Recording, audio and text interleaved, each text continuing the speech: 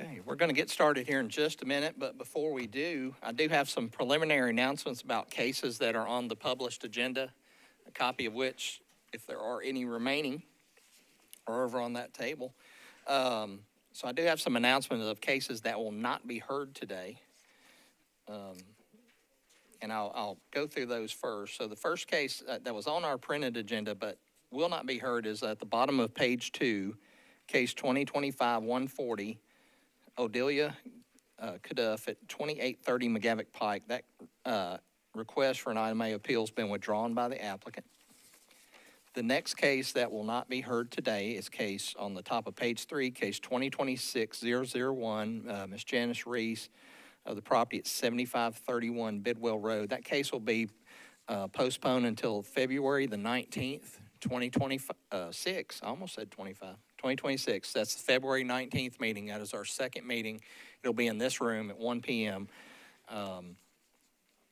So that case will be deferred until February the 19th.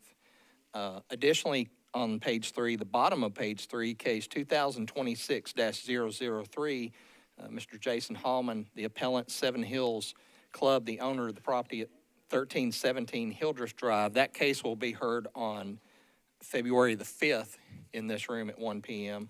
That case has been postponed at the request of the appellant. So if you're here for cases 1 and 3, they will be heard on another day.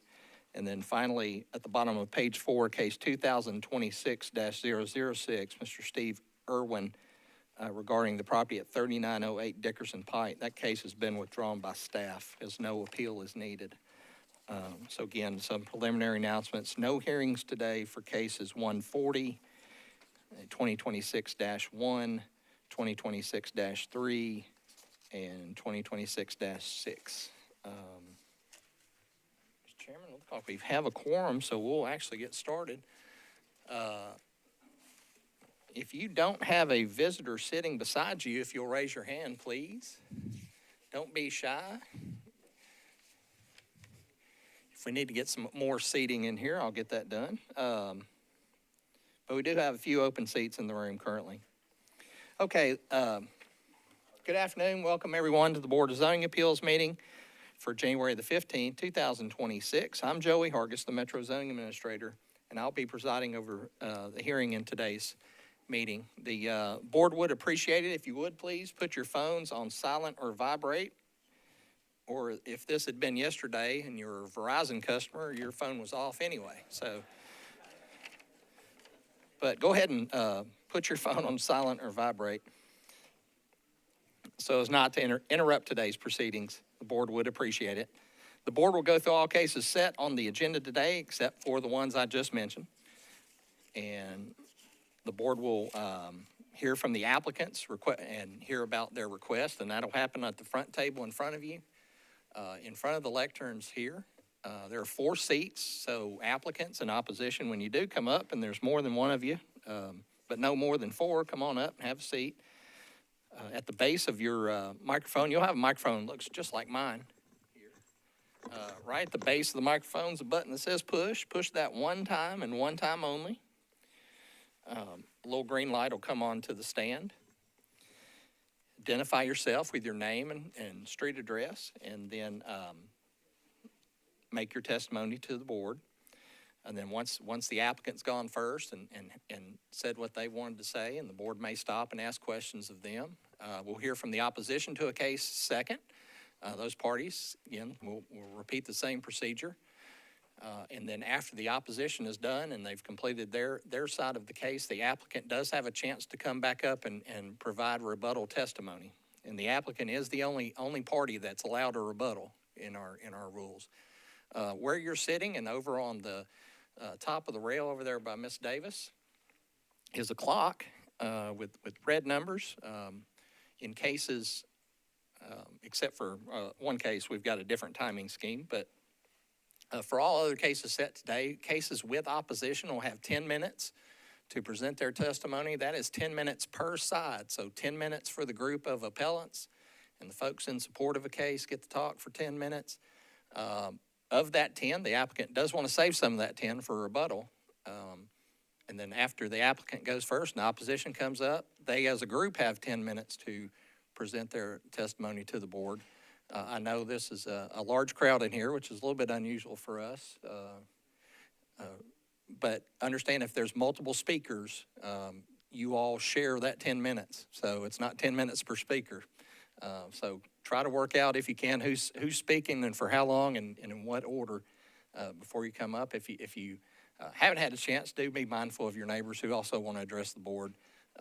Don't hog all the time. So again, as I said, the applicants will have a chance for rebuttal. That chance for rebuttal comes out of their 10-minute pool. So be sure to save some. So once all that's happened, we will close the public hearing. The board will discuss the case in front of you and render a decision. It should be noted that decisions rendered by this board are appealable to the Chancery Court of Davidson County within 60 days of this hearing by writ of common law writ of certiorari. All right, so we've got all that out of the way. A couple other things the board does allow for. They do allow Metro Council members to address the board should they wish to before we get into public hearing. The council members, one change that may have occurred that you may not have been used to since you came to the board previously. If you're speaking for or against a case, your time that you use today will count against those sides accordingly. So be mindful of your constituents. I know as elected officials, we do sometimes like to talk a lot, but yeah, if you address the points you wish to address, we appreciate that. I think that is the gist of it. Oh, finally, two things. Matter of procedure, the board is authorized to hear cases under Tennessee State Law 137207 and 1740-180 of the Metro Code of Law. Additionally, the board does have a consent agenda, but before I get into the consent agenda, I will open the floor if the elected officials present that do wish to address the board prior to the public hearing. You also are allowed to wait till the public hearing itself if you wish to address the board. Council member, I'll turn it over. You're the first one I see. I see another council member across the way over there. So.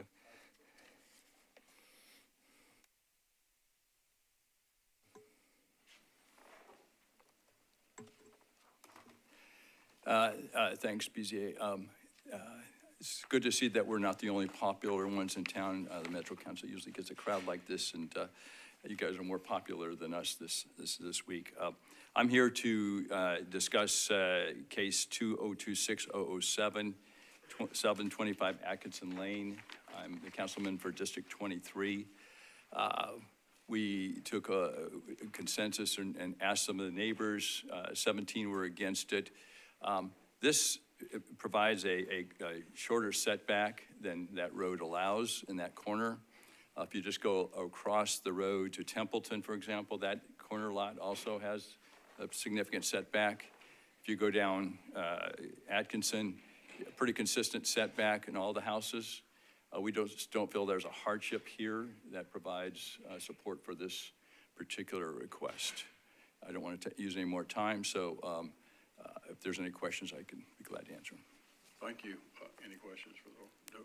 Okay, no questions. Thank you. More people will talk. I just want to get my time out. All right. I have 20-minute speech, but I'll keep it short. Okay.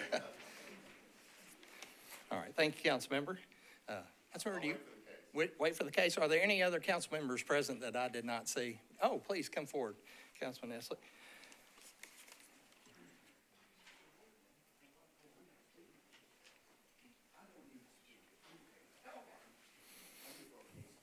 Okay, yes, sir. All right, so with those preliminary items out of the way, the first order of business today, just one announcement on case number 2025-133. The timing that I discussed will be 20 minutes per side, not 10. The board has agreed to extend time for 20 minutes per side of the case. Mr. Hargis, I'm sorry, it was, we pow out and it's 15 per 15. side. Yep. Okay, sir. My apologies, I didn't. Yep, that's on me. I forgot to follow up with you. Okay. So we'll have 15 minutes per side to speak when we get to that case. Okay.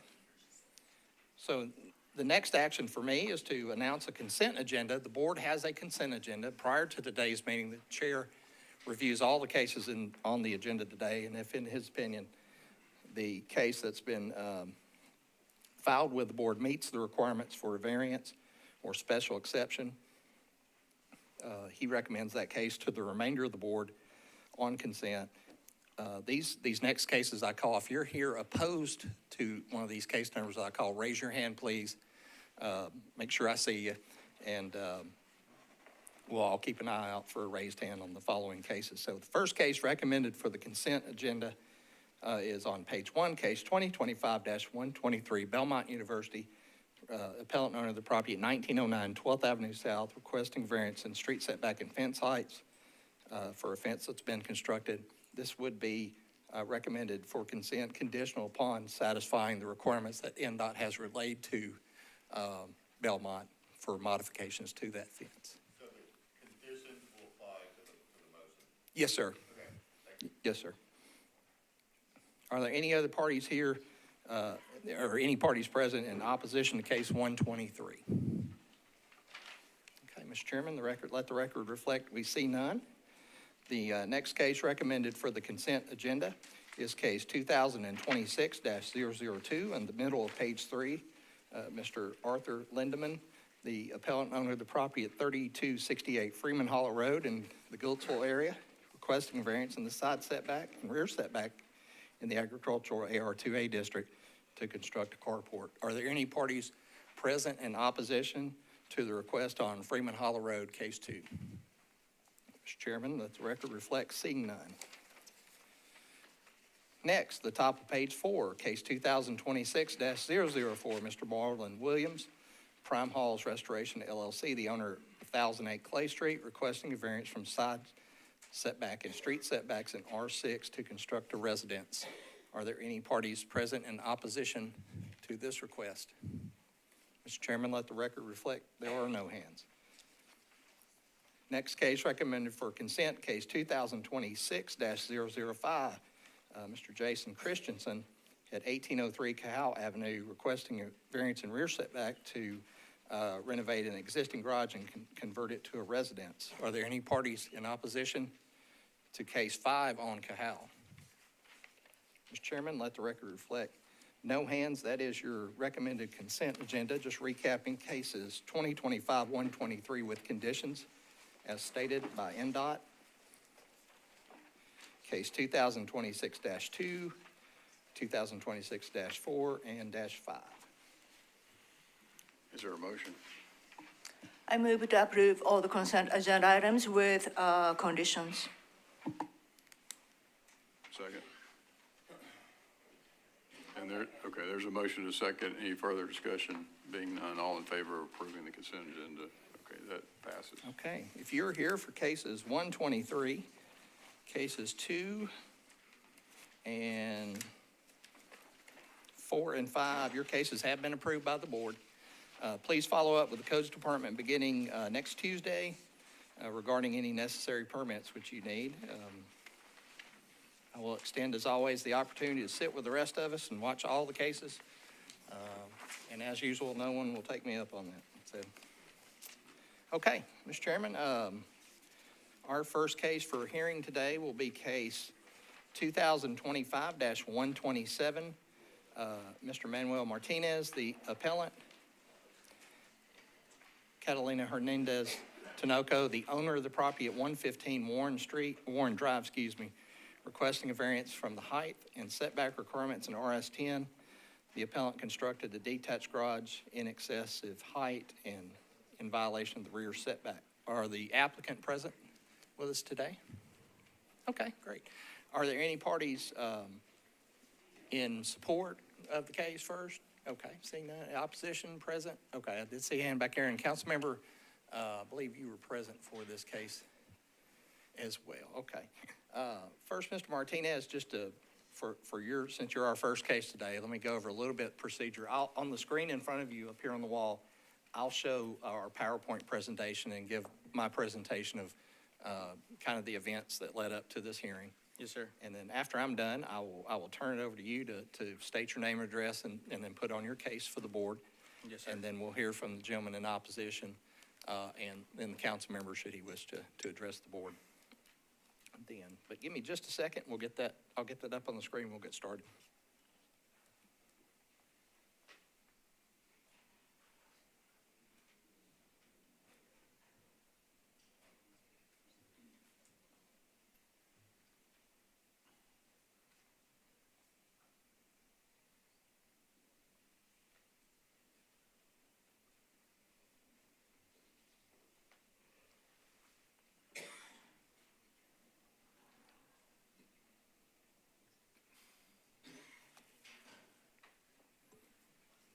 Okay, members, the first case, as it says, case 127 on 115 Warren Drive.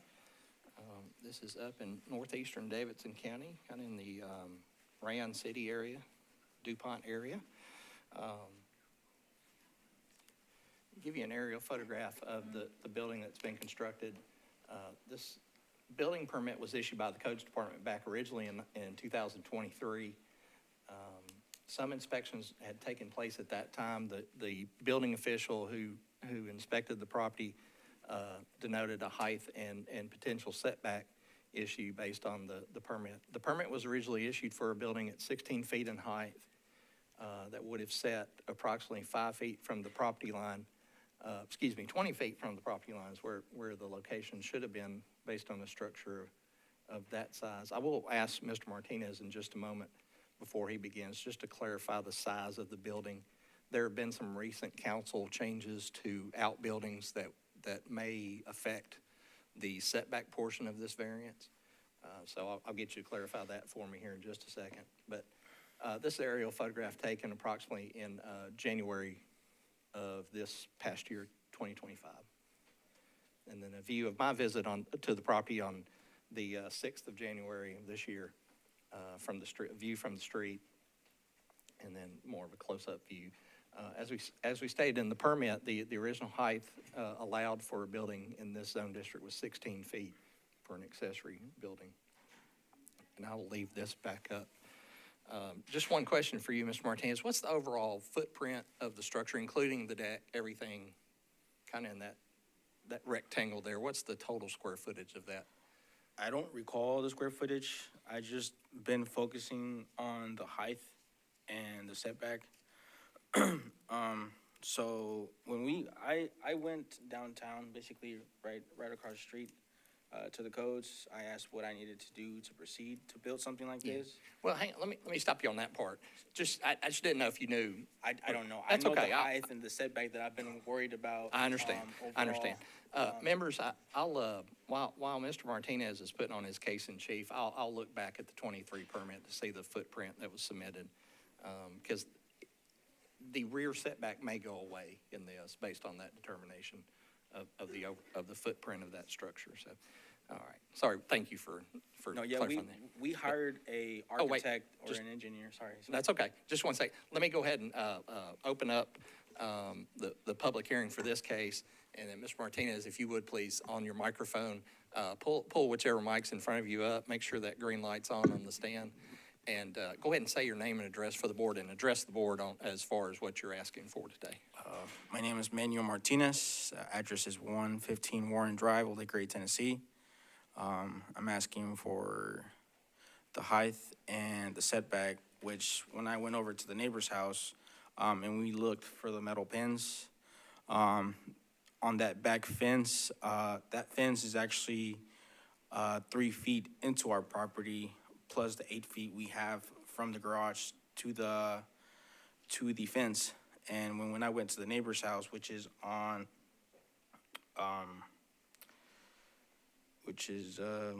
address 112 Hildreth Drive, gentleman, which is our neighbor, he said that he was gonna send an email to Mrs. Patrick or something, Miss Christy Patrick, saying that he has no issue with the garage. He's never had a problem with the garage or the setback at all. And then I talked to another neighbor on 605 Caton Avenue, which is a new neighbor. I asked him too, and we even looked for the pins. There used to be an old lady living there. We helped her fix her fence, and we actually moved our fence like about two and a half feet onto our property when that old lady and her grandson used to live there. We helped her. We got it taken care of. No problem at all. Really, 2.5 feet. It really don't matter. But now that I came to all these troubles, I'm having to go ask for permission to go back and look for the pins. I had sent in pictures where the pins are on the property lines. It shows where the fence used to be, because there used to be 2 fences all the way across on all the neighbors' house, always dividing the properties, and then there was the pins in the middle. So when they knocked down their fences and we knocked our fence down, we moved ours, and it just cleared up a lot of property on them, which is 605 Caden Avenue and 112 Hillsboro Drive. They were supposed to send emails to Mrs. Christie. Instead of me just going over there and asking for a letter, they were gonna send it in directly through them, sending an email to her stating they have no issues with our garage, which is a problem, supposedly stating the neighbors have an issue with it. But then another thing that was brought up to my attention, as you see right next to 605, there's a big garage that garage really sits on that fence. That garage sits on that fence, and I've heard no issues, no problems, nothing like that. So it's things that I don't know why it's an issue to me, or what's an issue that's being brought up to me or to our property, but there's no issue with the neighbors, like that big garage, and then there's one right next to it, and that garage is really right behind the fence. So it just feels a little bit unfair to me why we're having all these issues. And then the height, we hired this architect and this engineer to help us do our footing to make sure we have the proper concrete needed for the way we're gonna put on the concrete. We were unaware after he designed it that the soffit, the beam supports were gonna add 3 feet. And after we built it and we walked in, and then we didn't even notice it until the last inspection came. And he told us, because there was a complaint of the height. And honestly, the neighbor 2 houses down I felt like was the only one, because she has a pool and it's an older lady. She might feel maybe uncomfortable because we have a little balcony. On the picture we had submitted, when we asked for the permit, we were gonna build that porch or balcony on the 2nd floor, just to have a little space up there and to use that as a carport to just put the cars under there. Overall, that's what I have been able to solve on my own. And again, I used kind of all my funds, all my savings to build that for my mother, because that's her property, and that's why I'm here today. How much into the side setback are you? There's a 5-foot requirement. How much of a variance do you need on that? From my knowledge, I think it was like 10 feet that I need setback, which I have clearly more, which is I think like 11 or 12 feet. And I sent in pictures with Ms. Mr. Harris, Christie. is it a 10-foot side setback or a 5? The setback, issue in front of you guys is the rear setback, which would be. Just the rear? Yes, Okay. sir. Yeah, It's, just it's the rear. it's the narrowest point back at the, sorry, I'm trying to get mine. And that's what you're checking on? Yes, sir. Okay. And I was able to check between the area, so the rear setback is this narrowest lot line right here where my cursor is falling. I don't know if you can see right here. So there's the property line running down the side between these 2 structures. There appeared to be on the inspection, there are 5 feet there, so that's what's required. The issue is the 20-foot rear setback. But let me address that now, because I was using the area photography. The balcony doesn't show on the building permit, but scaling that out is about 80 square feet, roughly in width and length. The original building permit's at 625 square feet, so between those 2, and the council recently amended the zoning code to let buildings sit closer to the property line as long as they're 825 feet or less. So the only thing in front of this board today will be the height of it. Okay. The building itself sits in accordance with the code now that law's been changed. Sorry to interrupt you. I know that the height is supposed to be like, I think, 6 foot. I think that's what we asked for.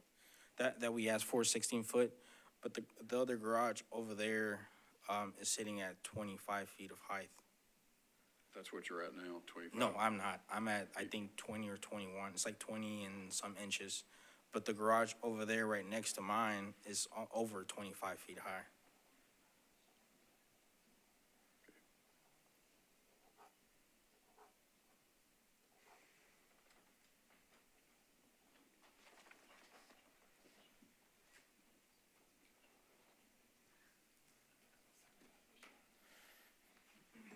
Mr. Mr. Horace, what do we have for the height? I've got it, the opposition says it's 21 or 22 feet. Do we have a definitive number on that? Yeah, the applicant's submittal to us listed at 21 feet. Okay, so 21 feet. And that would be from the tallest point of the structure to grade level. And you had an architect help you with this? Yeah, Did you have a general contractor? no. We were just doing everything ourselves. We did hire a framing company. We hired the architect to help us with the correct concrete and what we needed for the structure and all the beams. Everything is done properly. It's instead of using 2x4s, we use two by 6 on the wall. So we were trying to do it correctly and properly, but I guess there's some things we missed. Well, you're 5 feet over what your building permit allowed, Yes, sir. and you're saying you just didn't catch that until it was framed Well, out? I didn't know, yeah, I didn't know that we were gonna exceed with the beam supports. I didn't know they were gonna take that much until it was built. And then Mr. Larry was the inspector at the moment. He went in there and there was no issues with them until I guess he had some accident and there was another inspector that took over that area. Then there was complaints and then we noticed it until then. But Mr. Larry had already went in there, walked it, everything, he had approved it. I think it was already approved until they had complaints. And then they had to send another inspector, and then that's when they noticed the height. Because he had just went over there for the setback.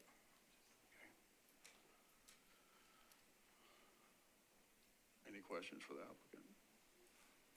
Okay, was there opposition to this one? Yes, Mr. Chairman, Okay, there was. so you have 3 minutes and 40 seconds left for rebuttal after the opposition speaks. I've said what I need to say, sir. I was going to say, Mr. Chair, I did notice that the clock was still running while you were asking questions. I would suggest just 5 minutes for Okay, rebuttal. he should get some time back for that. I was going right? to suggest 5 minutes for rebuttal. Okay, so we'll give you 5 minutes for rebuttal. We left the clock running while I was asking you questions. You're not supposed to be counting. I've pretty much said everything that I can say, and it's pretty much up to y'all at this Well, point. you'll have 5 minutes if you change your mind on that. So what happens next? The gentleman who's present in opposition will come up and give his side to the case, and you'll have a chance to come back and okay. counter anything he might have said. Yes, Thank you, So, sir. yeah, if you'll take your stuff with you. I did see a hand from the back of the room, sir, if you'd like to come forward at this time. And as before, and for future folks that come up, if you would, your name and street address for the board, and then give your testimony. And Mr. Marsh is nice enough to take that clock from me, because I needed 3 hands and I only had 2, so thank you, Mr. Marsh. My name is Turner Cripps. I actually live at 605 Keaton, and my parents are the current residents at 112 Hillard Drive. At no point have we had any contact with Mr. Martinez, and we moved in early November. I don't have a problem with him building the garage. What I do have the problem with is the height. It looks like there is a apartment complex being built on top of the garage. It's got multiple windows on the side, and I have 3 small children, and it looks straight into our bedrooms. I know my wife is very concerned about it. I have brought pictures from inside my house so you can see it. It is actually a sloped roof, which looks to be about 23 feet tall, angling down to about 20.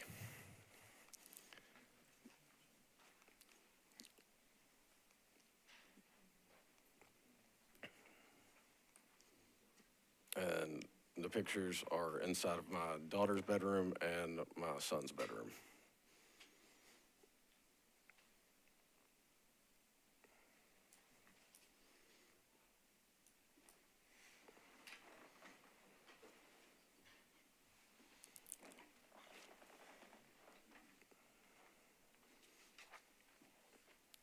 As far as, having a conversation with Mr. Martinez, I've never met him.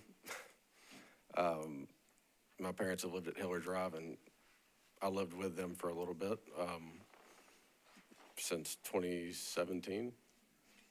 And I can honestly say that this is the first time I've seen him today. So I do not know, how to go about it, if we went about it the wrong way.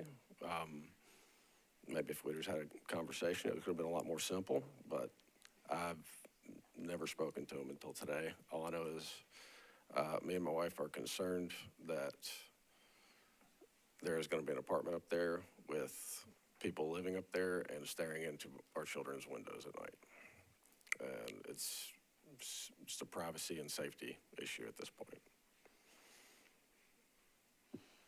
If the windows were omitted and the height stayed the same, how would you feel about that? I wouldn't have a problem with it.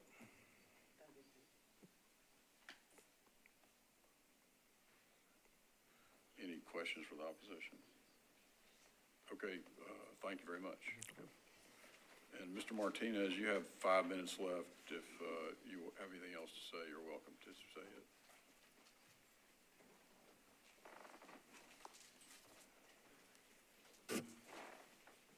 All right. So I did spoke to your dad and mom. At that time, your kids were on the property when I spoke to your parents, and that's You're talking about to the opposition, sir? I'm sorry? When you say you're talking about the gentleman? Yes, the that's, gentleman. Mr. I had Chris. spoke to his dad, because I needed to go into his parents' property and look for the pens, and they obviously let me in. He stated that I've never been there, but there's pictures before he bought his property. I had asked the real estate agent if I was allowed to or if I could. They said, yeah, as long as you don't break in or do anything, you're more than welcome. So I had sent in those pictures. Mrs. Patrick or Miss Christie had sent these in. If not, I can show you with my phone where the pens are. If he wants me to move the windows, I can eliminate them. The reason we put them is because we use it as storage, just to get the stuff out of the house and just use it as, it's a garage for storage, basically. I didn't ask for no electrical permits. We're not gonna live there. It has no power. It's just storage. Again, like I said, the windows are just there to have light when we go in there. And during the daytime, we don't even use it for nothing, just to store our stuff. She has a couple couches up there, but there's really nothing besides boxes and stuff like that, Christmas stuff. Again, I've never met the gentleman, but when I went over there to ask talk to his parents, they were more than welcome to let me in and look around with the magnet to find the pens. And again, if he has concerns about his kids, I have kids of my own that I go over there with. So it's not gonna be no weird stuff going on. I understand that he's worried about his children and stuff like that, but at the same time, you have another garage sitting right there, and I mean, it's taking the entire property of, like the back property. Aren't you supposed to have like certain amount of grass or land that you're supposed to have when you build a garage that size? And I feel like after I came into codes, I did everything by the book. I missed a couple stuff.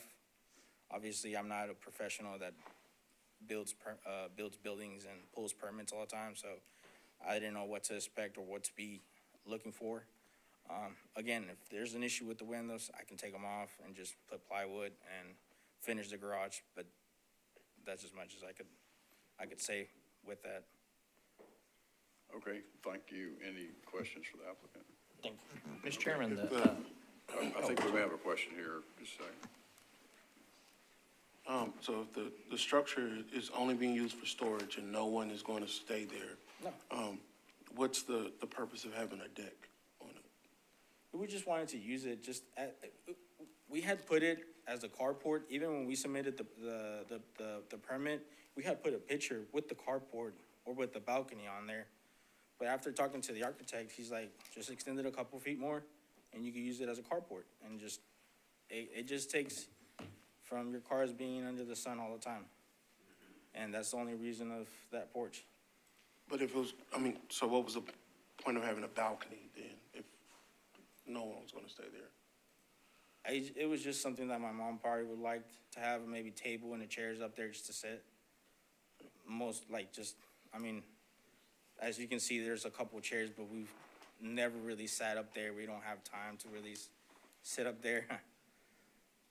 It's just a nice little feature we wanted to add for her. It's just, you know, like I said, I've been saving. It took me more than 6 years to save and then have that built, you know, out of my own pocket to then somebody trying to get it to knock it down.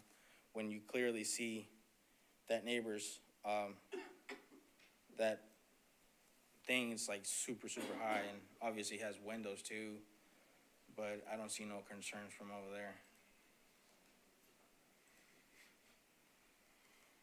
Okay, The chairman, I'm sorry. I just have now one question to the applicant. I think your application state above the garage you built for your mother.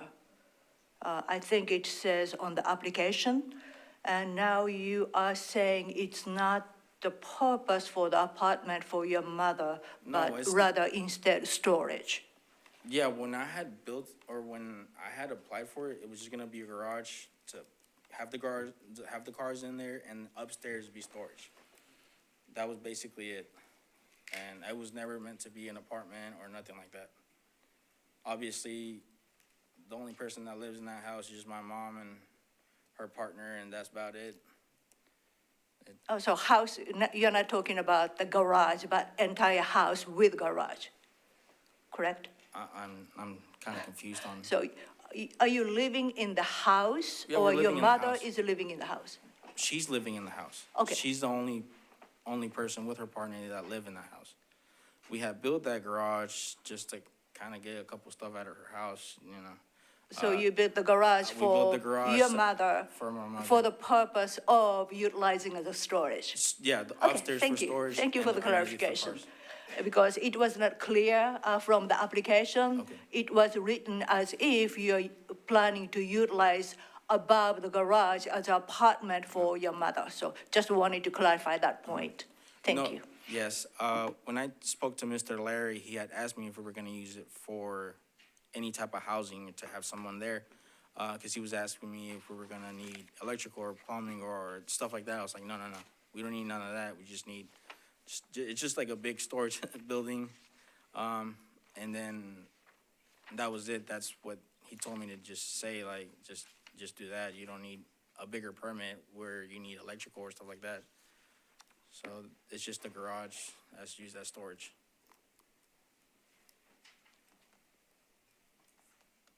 any more questions? Okay, thank you, sir. We'll close the public hearing and discuss. Oh, I'm sorry. Councilman wants to Councilmember, address the okay, board, I too. didn't know that. Yep.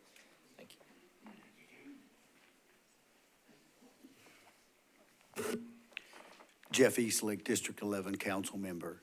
I see a lot of these come through, just like you guys do, and I've got a couple that are around this area that have concerns that I believe are going to be addressed by the Codes Department. This looks like a dadu. This screams dadu. I hear you on no plumbing and no electrical in there, but it wouldn't take much, and it wouldn't take very long after this is completed to put that in there and finish this. I think the questioning over here about that was true. I did not see the application. I was glad that you said that it mentioned making an apartment for the mother on the application. I'm not for the variance because I do believe this is going to turn into a dadu fairly soon after you guys rule on this. And I don't know of any way to keep that from happening. As a council member and going through a lot of this, I find that it is very difficult to get things to go backwards. And once you allow something, then it's done. And if y'all give this variance and they put in the plumbing and they put in the electrical, there's nothing that's going to happen after that. It's going to be what it is, a dadu. Thank you. Thank you. Okay, now we'll close the public hearing and discuss. I mean, to me, it doesn't come down to whether the use is going to be a dadu or not. I just don't see it as hardship. And I mean, your building permit says 16 feet and you go 5 feet over that. And I don't see any, you know, occasionally we've had a case where Metro has made a mistake and that's just not the case here. So it kind of starts, ends with me with there being no hardship, but That's the way I see it. I didn't see a hardship either.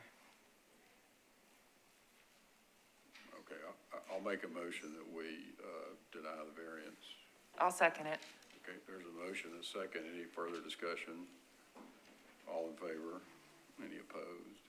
Okay, so that variance is denied. Can we have a short break before we start this next case? Yes, sir. Okay. Yes, sir. The board will stand in recess. We'll be right back.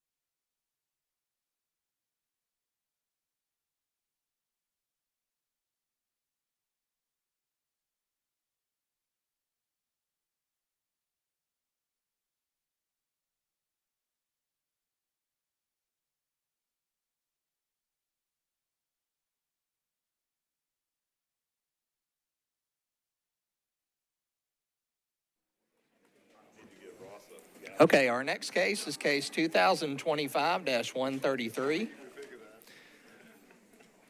The Woodmont Christian Church is the appellant and owner of the property located at 3601 Hillsboro Pike, requesting a special exception to allow an addition and new parking in the RS40 zoning district, referred to the board under section 1716-170.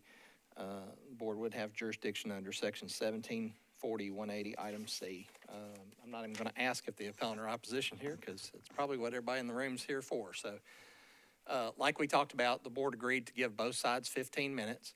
The clock will start, now that Justin's running it, it's all on him if it's not right. But clock will start after you introduce yourself, your name and address, and you say, here's what I'm here about. We'll start the clock. It'll stop for any questions the board has of you and your answers to those questions. But once, and Mr. Marsh's opinion, if you're back into testimony, we're going to restart the clock. As we talked about, both for applicants and opposition, you all get 15 minutes per side, not per speaker. So work out your speaking accordingly. Applicant, you'll have some of your 15 you may want to reserve for rebuttal. And that's it. So let me get started with my portion of it. This is not your case on the screen.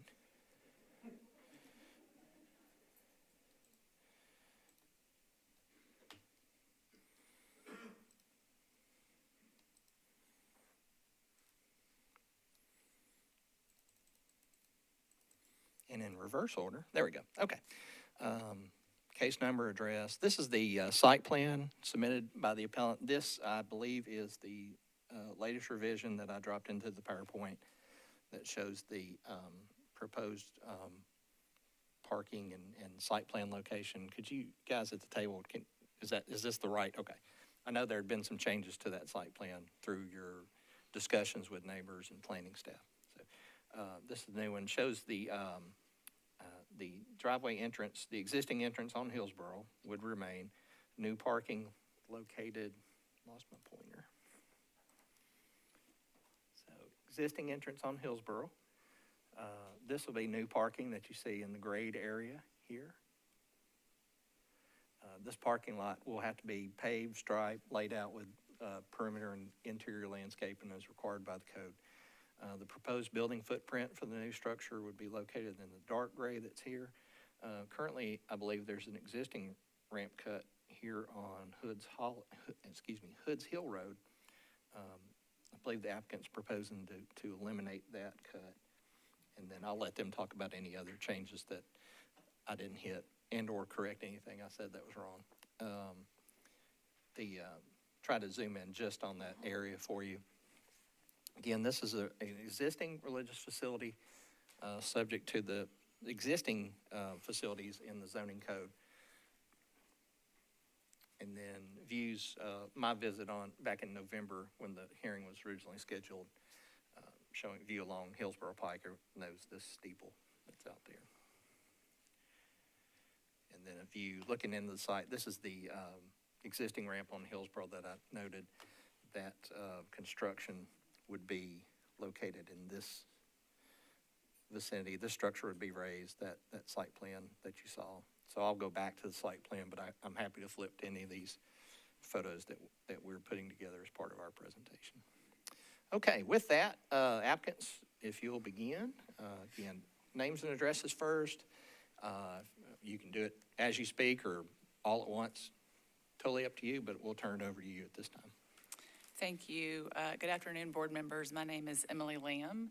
I'm here from Winstead PC 1221 Broadway. I'm here on behalf of Woodmont Christian Church. One quick housekeeping item before we get started. There are a lot of technical details in our application, which are all covered in my brief pretty extensively. In the interest of time, we're keeping this pretty high level, but of course, we're willing to answer any questions that you have. This brief was submitted last week. We're here today on a request for special exception to permit a family life center on Woodmont Christian Church's existing campus. And very briefly, by show of hands, if I could get a show of support for the people who are here, again, in the interest of time. As you can see, most of the room here is actually in support of our request. The request fits squarely within the Metro Code's framework for the special exception and is therefore an expressly contemplated use when certain conditions are met. Those conditions are met here. Under Metro Code 1716-150A, the question before the board is whether this specific proposal satisfies the code standards applicable to the use. If it meets the conditions found in 1716-170E, approval is mandatory, not discretionary. The evidence before you is uncontroverted and demonstrates full compliance. First, there's no zoning noncompliance. The proposed Family Life Center meets or exceeds every applicable bulk regulation, including FAR, height, setbacks, and buffers. In multiple respects, the project goes well beyond what the code requires, providing an increased distance and screening. Second, the proposal does not adversely affect the health, safety, or welfare of neighboring properties, a fact which planning's recommendation of approval confirms. The building is deliberately located farther from the adjacent residence than required, oriented away from that home, and designed with a scale, height, materials, and landscaping that are consistent with the surrounding institutional uses, while transitioning appropriately to nearby residential properties. The architectural design is also consistent with the existing church structures on site and preserves the historic stone residence that anchors the campus. Third, traffic and access impacts have been thoroughly studied and mitigated. Our traffic study confirms that the expansion will not generate additional weekday peak traffic and will result in only minimal new trips overall. Importantly, the project improves safety by eliminating unsafe informal parking, removing an access point, improving site distances, and reducing cut-through traffic behind the church. As evidenced by NDOT's recommendation of approval, these changes improve conditions for both vehicles and pedestrians as compared to the existing conditions. Fourth, the project enhances public safety and environmental performance. Stormwater management is upgraded, fire and life safety codes are fully met, pedestrian access is improved, and landscaping and tree preservation meet and exceed code requirements. Finally, this use is also protected by the Tennessee Religious Freedom Restoration Act and the Religious Land Use and Institutionalized Persons Act. These state and federal, the church's existing facilities cannot adequately support its congregation or community outreach. The Family Life Center is essential to Woodmont's religious mission of growing disciples through service and engagement. Denial of this proposal would impose an unnecessary burden on religious exercise and prevent a reasonable code-compliant use expressly allowed by the zoning ordinance and in violation of both state and federal law. I'd like to introduce Dr. Clay Stauffer, who will address the church's religious mission. Good afternoon, board members. My name is Clay Stauffer. I'm the senior minister at Woodmont Christian Church. I have served in this role for 18 and a half years. The driving mission of our congregation is growing disciples of Christ by seeking God, sharing love, and serving others. In recent years, our church has grown dramatically, welcoming many new families and new members, which has led to some good challenges for our church. We are out of space, and we are also out of parking on Sunday mornings. We started a thorough visiting process with our congregation a few years back to address these challenges. This past July 2025, our board voted to move forward with a plan to do an addition to our building to build a Family Life Center on the land that we have owned for over 30 years. Since that time, we have been in ongoing dialogue with our immediate neighbors to hear their concerns and feedback, and we have made significant revisions to our plans. Those changes and accommodations are being presented here today. Many neighbors have expressed their sincere gratitude for the changes that we have made. Woodmont has been on this corner in Green Hills for 82 and a half years, and we have always tried to be good neighbors. We serve this community and this neighborhood. We have many members who live in this neighborhood who are supporting this project. This proposed Family Life Center is essential to us living out our church's mission. We need more space to accommodate the growth that we've already seen. We don't take our neighbors' concerns lightly, and I think that will continue to become clear as William Hastings speaks. Woodmont is a landmark church in Nashville, and we want to keep it strong for generations to come. Thank you all for hearing us today. Thank you. Good afternoon. My name is William Hastings, 225 Polk Avenue, 37203. I'm a principal with Hastings Architecture, and I appreciate the opportunity to present this project to you today. Thank you to the board members for your service to our city, and I'd like to thank Mr. Hargis, the NDOT staff, and the Metro Planning staff for their thorough review and recommendations of our submittal. As Dr. Stauffer said, our firm was engaged to help the church understand what their needs were. And ultimately, we went through an exhaustive process with the church and surveyed the entire congregation and tried to understand their needs today and their needs in the future. And the pressing needs that were identified through that exhaustive process were improving connectivity from building to building, which is desperate right now. It's broken up on the campus.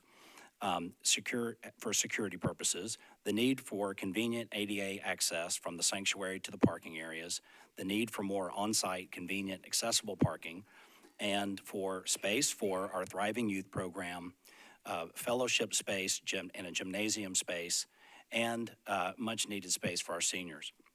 During that work we were doing with the church, we came up with a proposal internally at about 25 to 30,000 square feet was what we believed the need to be. But although our application today is for an 18,900 square foot building. And so the reason for the difference in the square footages is that we wanted to be good stewards of the church's resources and to construct an addition to the church that's in keeping with the site, the church buildings, and the adjacent neighborhood. Our site is 9.7 acres, just to frame up this discussion. Currently, we have about 106,000 square feet on the entire campus. Our FAR is a 0.4.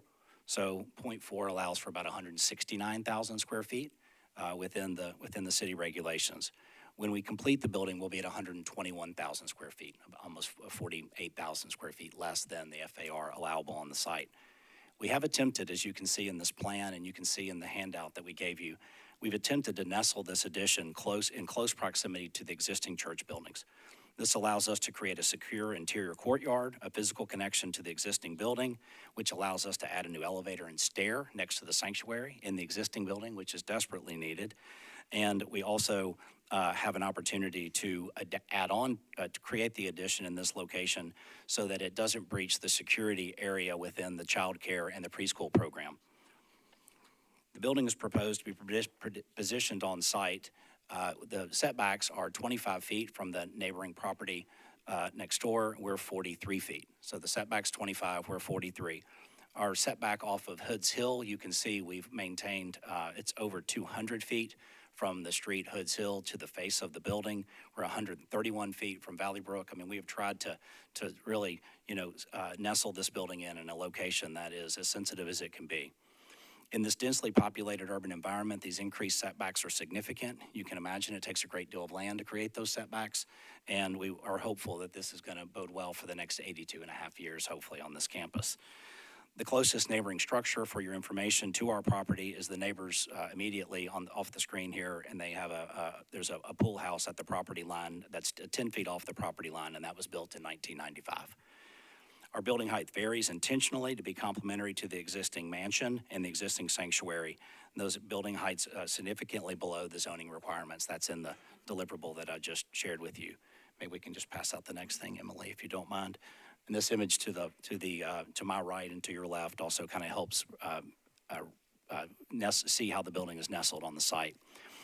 Pedestrian access, the primary pedestrian access is facing Woodmont Boulevard. The parking area will be adjacent to it, and we have additional parking towards Hood Hill.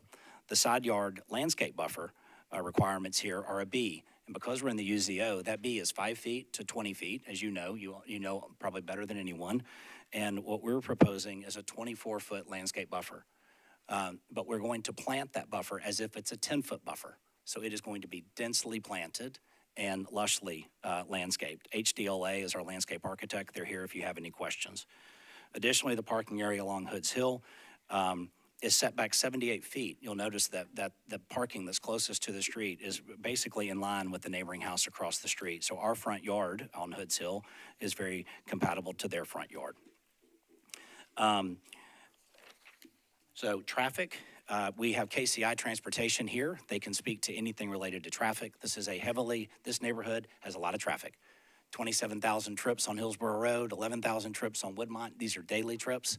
And we were happy to get NDOT's recommendation for approval based on our information. We also have stormwater. We have BCA, John Gore is here. He can answer any questions related to our stormwater strategies. We're gonna be using pervious pavers, bioretention, saving some of the most beautiful trees on the campus. We will be saving. We're gonna save 27 trees. Part of that's with this additional front yard at Hoods Hill. And Lastly would be the dark sky compliant lighting. There's a recommendation in the planning report about the type of lighting and the timing of that lighting, and we are supportive of their recommendation. Thank you so much.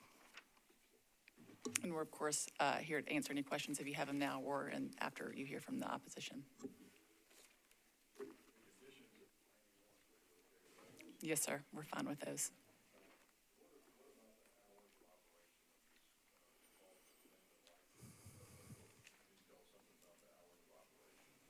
What are the proposed hours of operation? Parent company is our contractor and would need to confirm with them, but the assumption is. I'm not talking about the construction. For the actual, right? no, for the construction or the actual? Okay. After the construction. No, after construction. Sure. Very similar to what the church does right now, which is obviously Sunday mornings. We have programmings on Wednesday nights, and then we have a variety of classes and ministries that meet at different times of the week. But our main problem in terms of parking is on Sunday mornings. And I would also point out that this will be used for our youth, and there will be some youth activities, again, within probably the same hours that we're currently operating. But one thing I think it's important to note is that planning's recommendation, we're meeting all the dark skies in terms of light being a concern. The side facade that is closest to the adjacent home does not have any windows, so there will not be any light that's bleeding onto their property. Regardless of what time the activities are, we do meet the Metro dark skies ordinance, and any hours of operation would be within reasonable church activities. Okay. What you mentioned, and I read the materials, and I know there were some revisions made. I just can't remember all of them. What were the significant revisions that you made from the original plan? Yeah, I have a handout if you would like, Mr. Chairman. That'd be great. Okay. Or I tell you what, just Yeah, give me, why don't I can you mention remember the top five? Because I did read the materials. I just Yeah. can't remember. I think you didn't reduce the size of the building, I don't think, or did you? No, we did not. We did not. So you Actually, started at 19,000 square feet, and the that's where building, you. building actually grew a little bit. Okay. But maybe I can walk through the changes if that's. Sure, if yeah, that's- if you can just give me the highlights on those, that'd be great. Yes, sir, absolutely. Or give us the highlights. When we met with the neighbors for the first time at the end of July and then again in September, the parking, the land, the green space that you see between the parking and Hood's Hill, right, that kind of front yard, for lack of a better word, we actually had an additional tray of parking there. So we had somewhere another 25 parking spaces, because one of the biggest complaints we have at the church is, lack of parking, especially on Sundays, right? Easter Sunday is always tough, but Sundays in general are tough. And so we had parking in that location, and we also had a curb cut that went to Hood's Hill. So, and it was dashed in our original submittal, and it said, depending on NDOT recommendation, because. So you were originally planning access on Hood's Hill, Valley Brook, and Woodmont? Correct. So you're down to two? That's exactly Okay, right. That's exactly right. So we had the parking and we had access. And what that parking did in that location was it brought the cars closer to Hood's Hill, which the neighbors were concerned about. It also did remove there's some nice trees in that area where we were proposing that parking. So, it was mentioned that they thought it would encourage more cut through and that it would encourage more traffic onto Hood's Hill. Hood's Hill is a dead end street. And, we understand that, and it has a lot of pressure. I mean, they've got a condo building being built at the end of the street. And so we understood that. We removed all of that parking. You can see the notch in the parking with the tree that's closest to that area corner. We've actually eliminated parking there to save that tree, that one tree, which is, I think, the prettiest tree on the campus. At that time, we had a side yard setback of 15 feet. We were able to do it with 10, but we were 50% more. We thought that was good. They did not agree. We ended up changing it to 24 feet. The driveway between our property, our building, and the neighboring house was 24 feet wide, which would have encouraged maybe more two-way traffic. We've narrowed that road all the way to 15 feet. We've also added 2 crash gates, which are basically arms that will be there for security purposes. It's on this plan. It's drawn right across the driveway next to the building. You can see this little dash line. That will prohibit people from cutting through. People, not us, not the neighbors, people cut through to avoid the Woodmont-Hillsboro intersection. This is a little sneak, a little sneaky thing. So we don't want that cut through either. We know the neighbors have a problem with it, especially the neighbors that abut at the rear of our property. So we've offered that as something. In addition to that, probably the biggest change, so those are all significant changes, but in addition to that, the building was oriented towards Hillsboro Road, towards Hood's Hill. So we had 3 trays of parking. Its front door was oriented towards Hood's Hill. We had an outdoor patio that was closest to the neighbors on the left, and we completely reoriented the entire building. I have some exhibits that show the plan that showed it before, and then the change to the plan. We also moved the connector that you see. You see that little notch in the existing building that shows that little bay window? The addition used to be there. We slid the addition further to the east in order to, and which shrunk the courtyard for us, but we ended up making it wider, which is part of the square footage that grew, right? Because before it was just an 8-foot or 10-foot corridor in the previous plan. So those changes were significant, and we made them quickly at the neighbor's request, but it wasn't enough. But at this point, we felt like it was significant in many, many ways and above and beyond, and we really were hopeful that we were going to get them happy. Okay, I appreciate that. Thank you. Thank you. One other, Slim, how does our LUPA change the special exception standard for us as far as you can? We hadn't had, I'll tell you, we hadn't had an R loop issue in a while, and I don't think anybody raised it in their papers. It's in my brief. Oh, it is in, okay. Yes, sir. I missed it if it was. That's All right. okay. I did. Can you tell me how you think it changes the special exception So standard? the RFRA and RLUPA essentially state that the government cannot impose any restrictions that would unreasonably hinder the free exercise of religion. And if they do impose restrictions, it has to be in the least restrictive way. So our argument here is twofold. I would argue that we don't need the special exception approval at all because we are protected by state and federal law. This is essential to our mission. The government cannot completely prohibit this use because it is essential to our mission. That being said, we're here, we do meet in an abundance of caution and to be a good neighbor and to be a good citizen of Nashville, we've got these special exception requirements. If we were not, that we are, of course, agreeable to meet, able to meet and exceed, and we're doing that. I don't know if you want to call it an abundance of caution or just to be a good neighbor, but at the end of the day, I think it's arguable that we don't even have to be here because of the state and federal law protections. But we're, of course, willing to comply with the zoning regulations that they have that Metro has put in effect. Great, thank you. Appreciate that. I have a question about the preservation of the backside Hood Hill area. Now you eliminated the existing driveway and then preserve that section. Do you have any plan to preserve mature trees and so forth, and as well as not disturb unless it's necessary? Yeah. And also stormwater issue, what kind of stormwater improvement are you planning to install? Yeah. I'm going to distribute some information on this as well, but there's 1 second.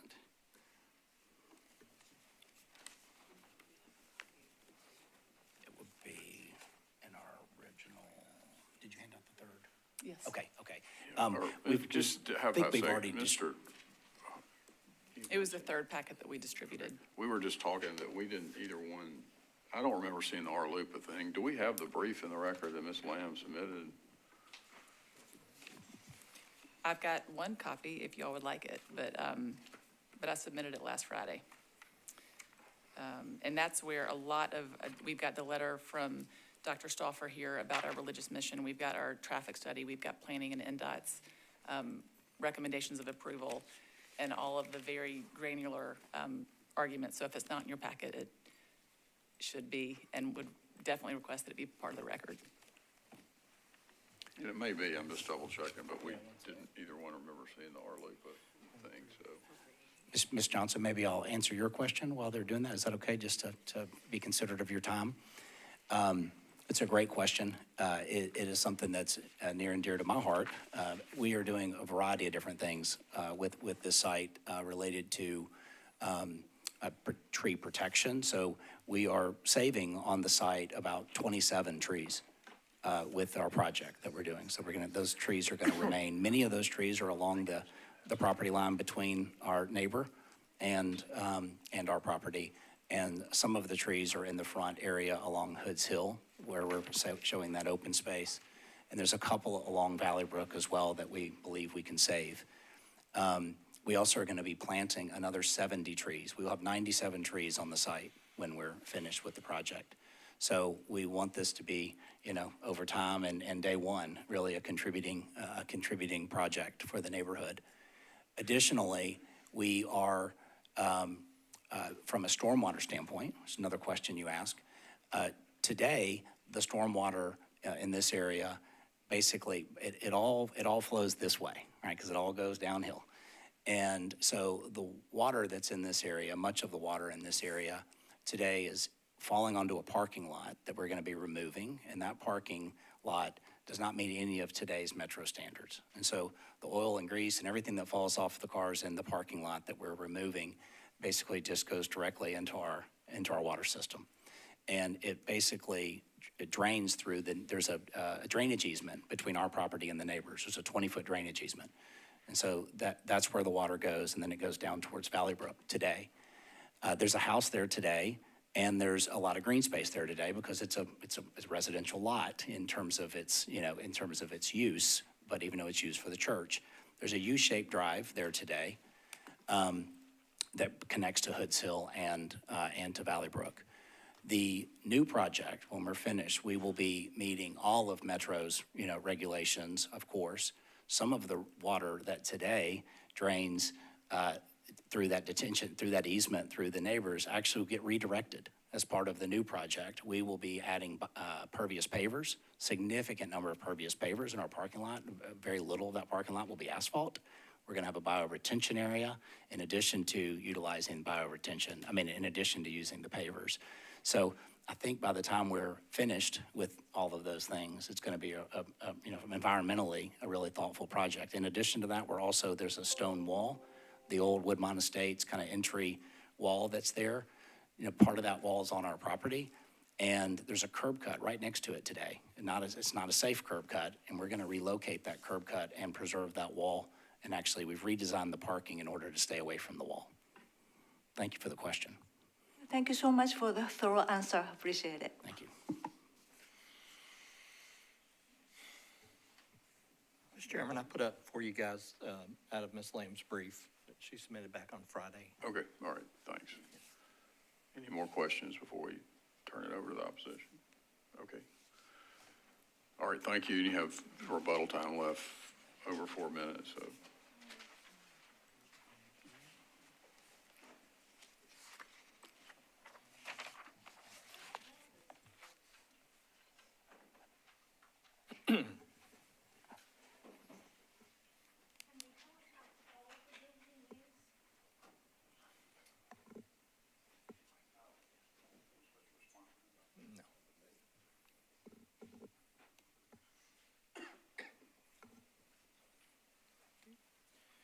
Okay, Mr. Kleinfelter, you and your clients, again, happy to pass out. Do you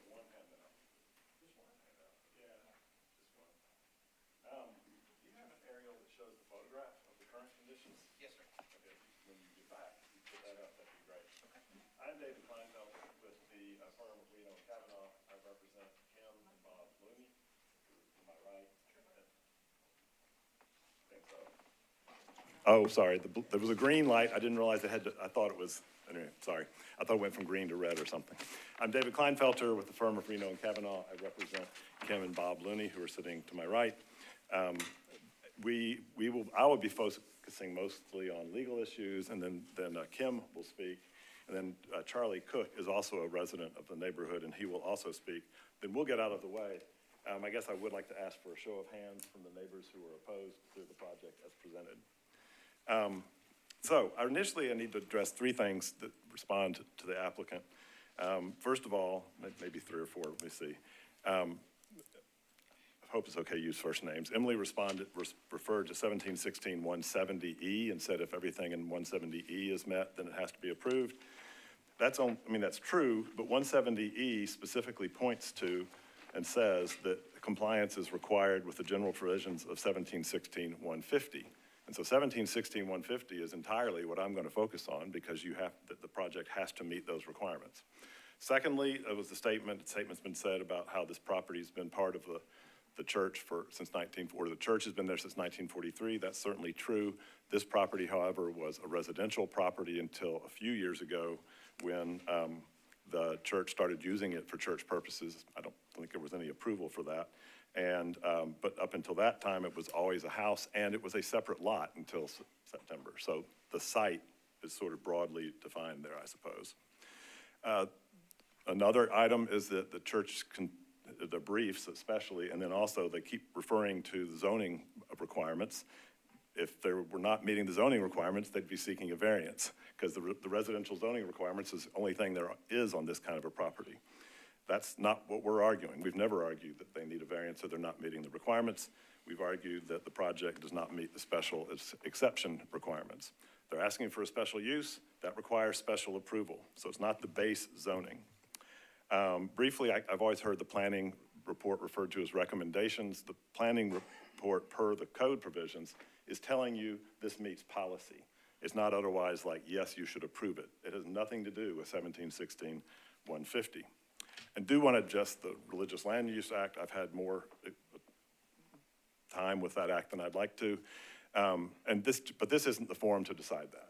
This is not what you need to do. You have a special exception on your agenda, and that's the task that's in front of you. It would short circuit the process if you were to just say, yeah, well, you don't have to do a special exception. The church can certainly challenge the application of the special exception requirements in court. But the only question today is whether the application meets the provisions of 1716-150. What I asked Joey to hand out is a list of some conditions that I'm going to ask at the end be considered by you and applied because we do think they're necessary. So first, the church absolutely has a right to use this property for a church purpose, but the right is not absolute. So they can't absolutely do whatever they want. The applicant has to meet the requirements of 1716-150. One thing is interesting. I know I've watched some of your meetings, and there's always the distinction between a variance and a special exception. And you're right that they're very different, the hardship and all that. But the one thing that's consistent between them is the applicant's need for something is not really a relevant factor. I mean, I'm very happy. The church has great activities. We bought pumpkins there in the years. I love the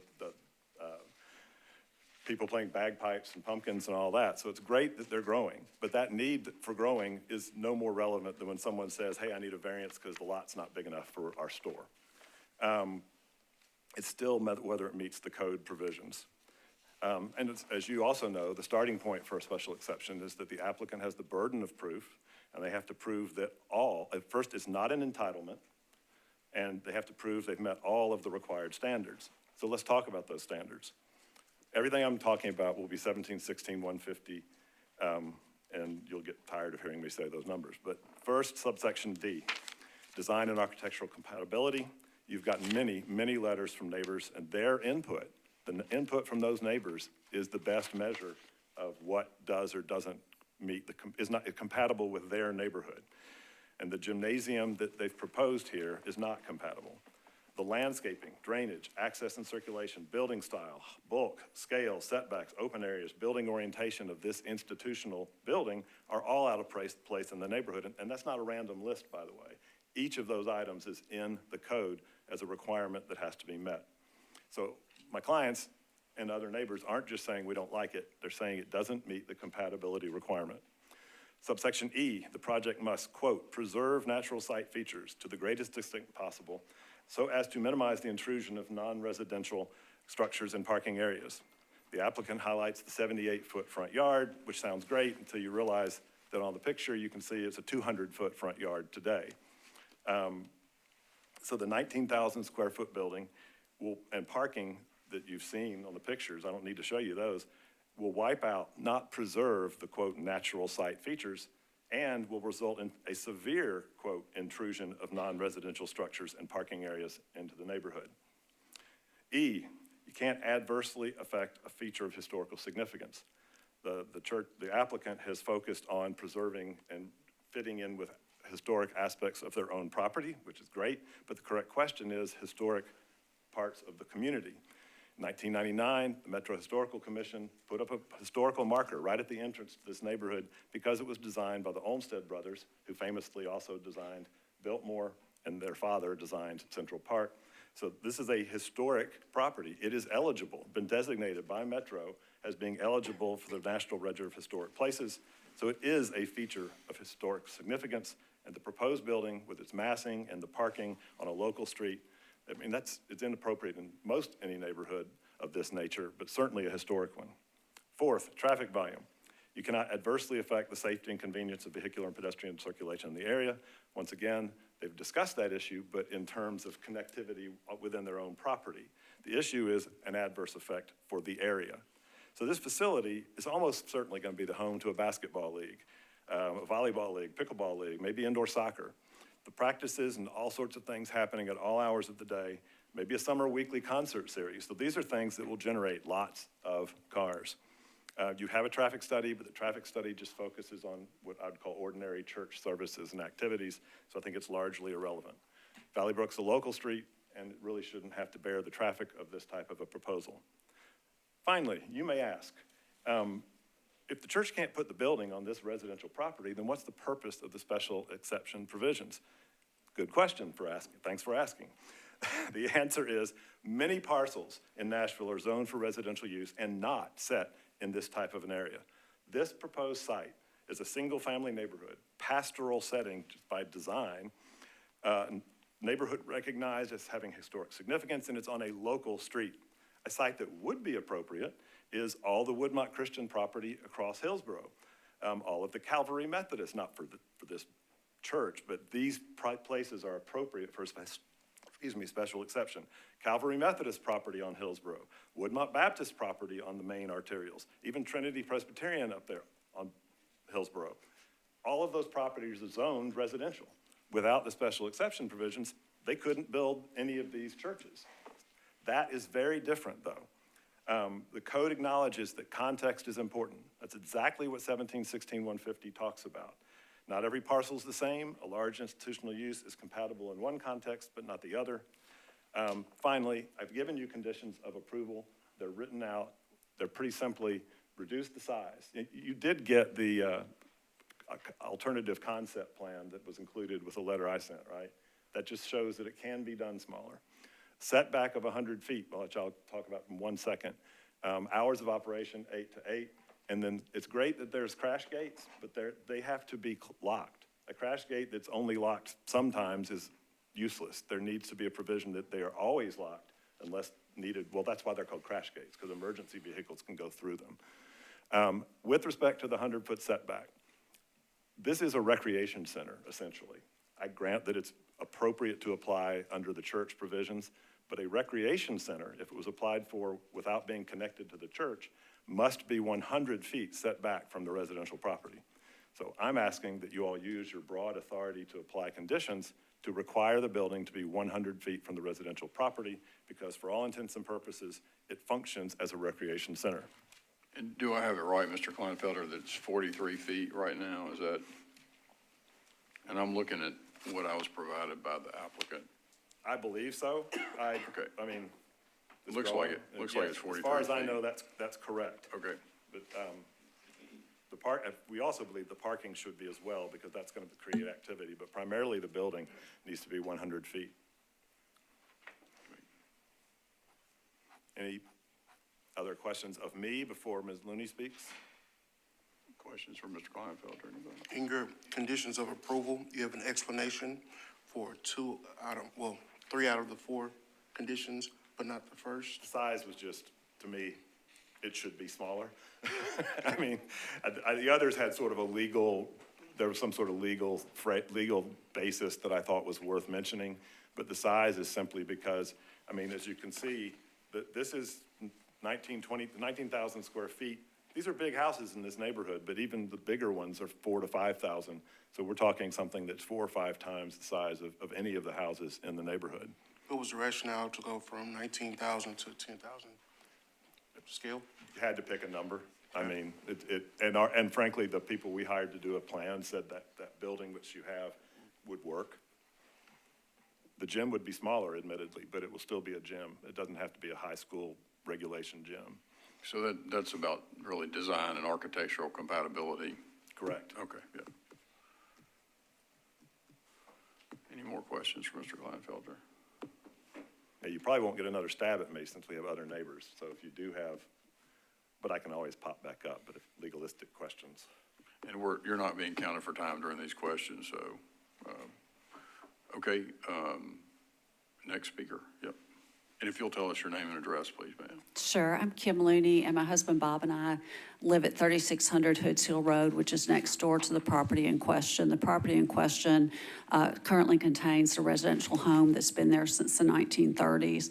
The church bought it, I believe, in the late 90s, and when we have lived in our house for 15 years, when we moved in, Reverend Stauffer and his family were our neighbors. So I guess what I really want to start with addressing is that the church mentioned that they had met numerous times with the neighbors, and that's not really entirely accurate. We were approached by one of the church members in December. They said the church had some ideas what it wanted to do with the property next door, and they wanted to discuss those ideas with us. We kept waiting to have a meeting to discuss what they might want to do. It was not until the following August that they met with my husband and me, at which time they presented these plans, which included a 16,000 square foot building, and they asked what we thought. We were quite shocked because the church member had told us that the church really just needed a few more Sunday school rooms. So a few more Sunday school rooms was way different from a 16,000 square foot building. They had one meeting at which they allowed us to invite a few of the neighbors to come. We had maybe 8 people. And at that meeting, the neighbors gave them a written list of concerns. They took that list of concerns.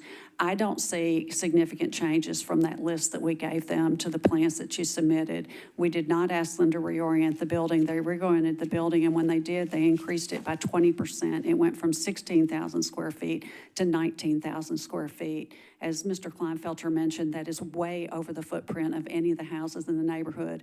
In context for the size of the gym, the gym that they're proposing is almost twice the size of the gym that Calvary Methodist has next door. It's at least 50% larger than the gyms at St. George's and Westminster Presbyterian Church. Franklin Road Academy, one of the private high schools in town, has 4 gyms. That gym is larger than 3 of those gyms at the high school, and it's roughly the same size of the high school gym. So sort of an answer to your question about the size and scope of the building, we really fail to see why they need to have a gym that's as large as a high school gym. We have been told repeated, the few meetings that we had, and then the Board of Zoning Appeals, the meeting required by the Board of Zoning, they mentioned that the use for the building, it was not going to cause a lot of traffic because it was going to be limited to church uses. But yet what you heard today is it's going to be open to the community for any and all uses. So we are very concerned about the uses.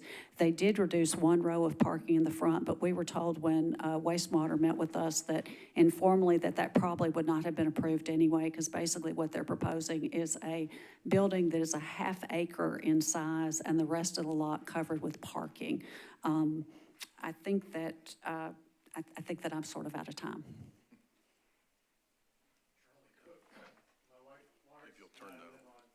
3646 Knollwood Road, so we're about a block away.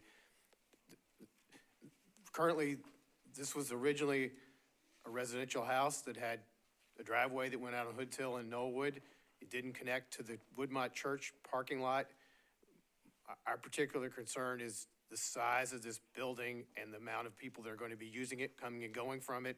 And now they've connected their existing parking lot to this parking lot to go on to Valley Brook. I know a lot of people consider Valley Brook a quote cut-through street, but it was never built as a cut-through street. Woodmont Boulevard is a high-traffic street. Hillsboro Pike is a high-traffic street, but Knollwood was never intended as a high-traffic street. You're putting in a building that you're intending to host a lot of people and have events, and then you're going to connect that and the rest of your campus to a driveway on Knollwood. That's my primary issue. Thank you. Before y'all sit down, we may have some more questions. Let me make sure we don't. Can we stop? Do we have any questions? I think we do. have one question. I think Mr. Kleinfeld referenced something about historical building or historical structure. Could you expand on your point of historical in nature? So the code says that it's important not to have a negative impact on a historical feature. It doesn't say building. So and I considered that when I first raised the issue. And so the issue is that the neighborhood, which includes that lot, and I'll be honest, that lot, the one that's where the house is the entrance to the neighborhood, and it's the only one on that side of the street, but everything else is that area. And the whole neighborhood was designed by the Olmsted brothers in the 40s, or 30s actually, specifically to protect the pastoral setting and all this type of stuff. In and of itself, that wouldn't necessarily be relevant. It would be, well, okay, it's not nice. But this has a designation by the Metro Historical Commission to the point where they've put up a marker right at the entrance identifying it as the Olmsted Brothers neighborhood. And also, it's been determined by the Metro Historical Commission as being eligible for being on the National Register. So the whole neighborhood is eligible for a National Register. Tearing down a house and putting in what is, an institutional designed building is problematic, and I don't think it can be argued that it wouldn't have an adverse effect on the historical. It's like tearing down a building on 2nd Avenue and putting in the AT&T building or something, which is there. But does that make more sense then? Yes, thank you for the clarification. Okay, thank you. Can I make just one comment about the parking? Okay, well, the church has said that they need a lot more parking. We've been looking at that parking lot since August when they first announced their plans, and there have been maybe 10 cars parked there. And generally, I believe it's been my understanding that the elders have been told to park there, so we don't think they need as much of the parking as they do. And they also mentioned that they would have a third church service at 8:30, and they don't. Oh, wait, Mr. Carpenter has a question too here. Yep. Oh, actually, it was the same question that you presented, so thank you. All right, let me make sure nobody has it. Any other board member have a question before we, okay. Yeah, thank you, okay.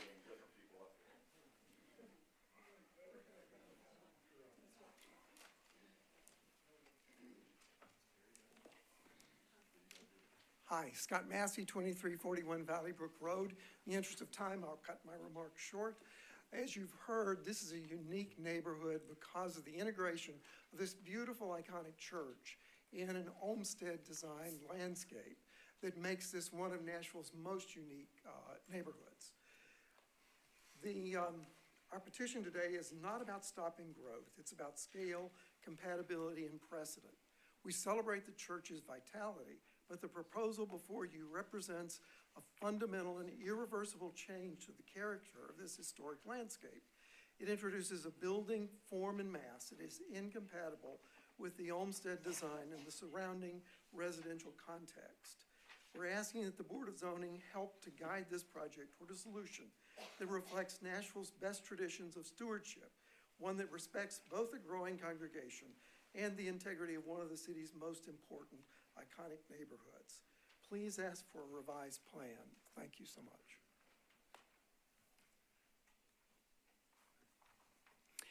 I'm Carrie DeWitt Allen, and I live at 3602 Hoods Hill Road. I live directly behind the Woodmont Christian Church, as you can see on that layout. My family has lived there since 1953. I currently live directly behind, as I said. We abut the backyard. Woodmont Christian previously was a very good neighbor, but that relationship has changed dramatically, and they used to discuss and vet everything with us before they would do anything. That has not happened in probably 15 years. 2 examples. They tore down the hedge between my property and theirs without letting me know that. When I called the church to ask about it, they had the landscaping person call me back and tell me they were going to put up trees. They did. They died. They've put them back. They're not tall. In addition, the church during That's fine, COVID. Mr. Chair. Oh, I had a question. Okay, Ms. Carpenter has a question, so. Can you tell us about this photo that you've provided? I would love to tell you about that photo. That is the back, that is my patio that looks into the very tall multi-use chapel/multi-use space that they built during COVID without any knowledge of it going up. As you can see, the size and scale of it is huge. That was taken at 10:22 p.m. 2 nights ago, not a Wednesday night on a church night, but on a Tuesday night. Many times those lights are on, all the time. In addition to that, the lights that you see on the side, I've had people in my home to look at those lights, which are shining in my backyard and in my bedroom, basically. Never been fixed. Never been fixed. Thank you. You're welcome. Thank you. I'm sorry y'all are out of time. So unless there are any more questions from the opposition. I think we do have one from the state. So. I think you guys know this because you all are very sophisticated parties. Special exceptions are a little bit different than a variance. We do have more room to make conditions based off of the opposition's laid out issues. Like, are there any conditions, like, I definitely understand that this is your backyard and that's a lot of light. What conditions do you guys, because we're always kind of stuck in a hard place on special exceptions. So I guess what conditions from your perspective would help remedy some of the issues that you see or that you forecast? On this existing situation or the newly proposed development? The proposed one. The newly proposed. So why would we think that they're going to do anything different? Well, we have to make them. So that's what, like, if we put conditions in, they would have to comply. So that's what I'm asking. What? I don't have, I mean, to me, the whole thing is about the property. It's a residential property. I can't trust what they're going to do back there based on what I see. They show a lot of plantings and a lot of growth there next to the properties that is just not there on the renderings, is where they show it. And it certainly has not occurred behind me. So what is there to say, even though the Hastings said, we will plant a lot against the border, against the loonies? I'm not sure that's going to happen. Well, I would reinforce the idea about the scale and mass and the compatibility of a high school-sized gym in a residential neighborhood of this historic character. It starts an irreversible precedent. You can imagine all of Hood's Hill getting gobbled up as the church continues to grow. They'll just buy property after property and just encroach further and further and destroy this Olmsted property that's been a historic part of Nashville. We're losing so much of this city already with development. Let's please save something. I need to cut you off because the question was really directed. And I think Mr. Kleinfelter covered that with the size and mass and all that. So, okay, well thank y'all. And the applicant has some time left on rebuttal, as I recall.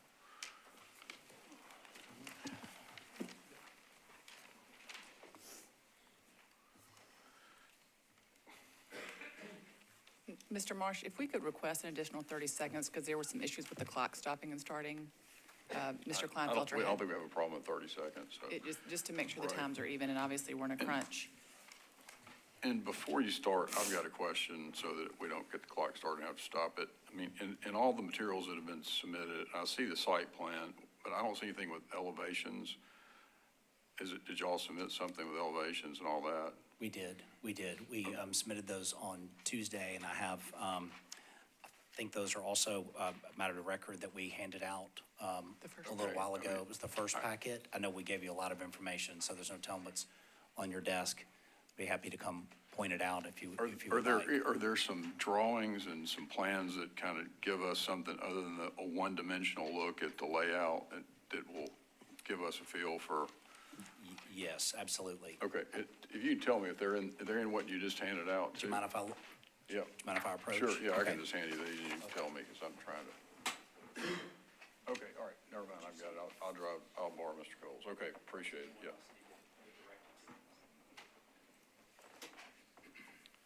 And this is facing. Just to orient you, this corner right here. Okay. Is this corner right here. So that's as if you're standing right here. All right. So this is facing Woodmont. That's right. This okay. Is facing all right. Woodmont. That's the front door. And this is facing. This is this facade right here. Which is facing Hood's Hill. Okay. All right. So the front is really This is your front facing, The front is here, and this is just a. okay, so your front is facing Woodmont? It is, yes, sir. Okay, all right, and that's it, right there? Right here, right here. Right here, okay, all I right. think there's another image that actually, so that's facing. That's the front. Woods Hill. So this is Woodmont. All right. That's 200 or 300 feet away. Okay, all right, I appreciate it. Yeah, I got it, yep. Mr. Yeah, Chair, thank you. just for the recording, would you mind telling us what packet you're in and? Yes, I was just Briefly shown stated to the, you. yeah, for sure. I was just shown the conceptual drawings that are, well, the cover page says Woodmont Christian Church Family Life Center, but I think all those pages say the same thing. This would be,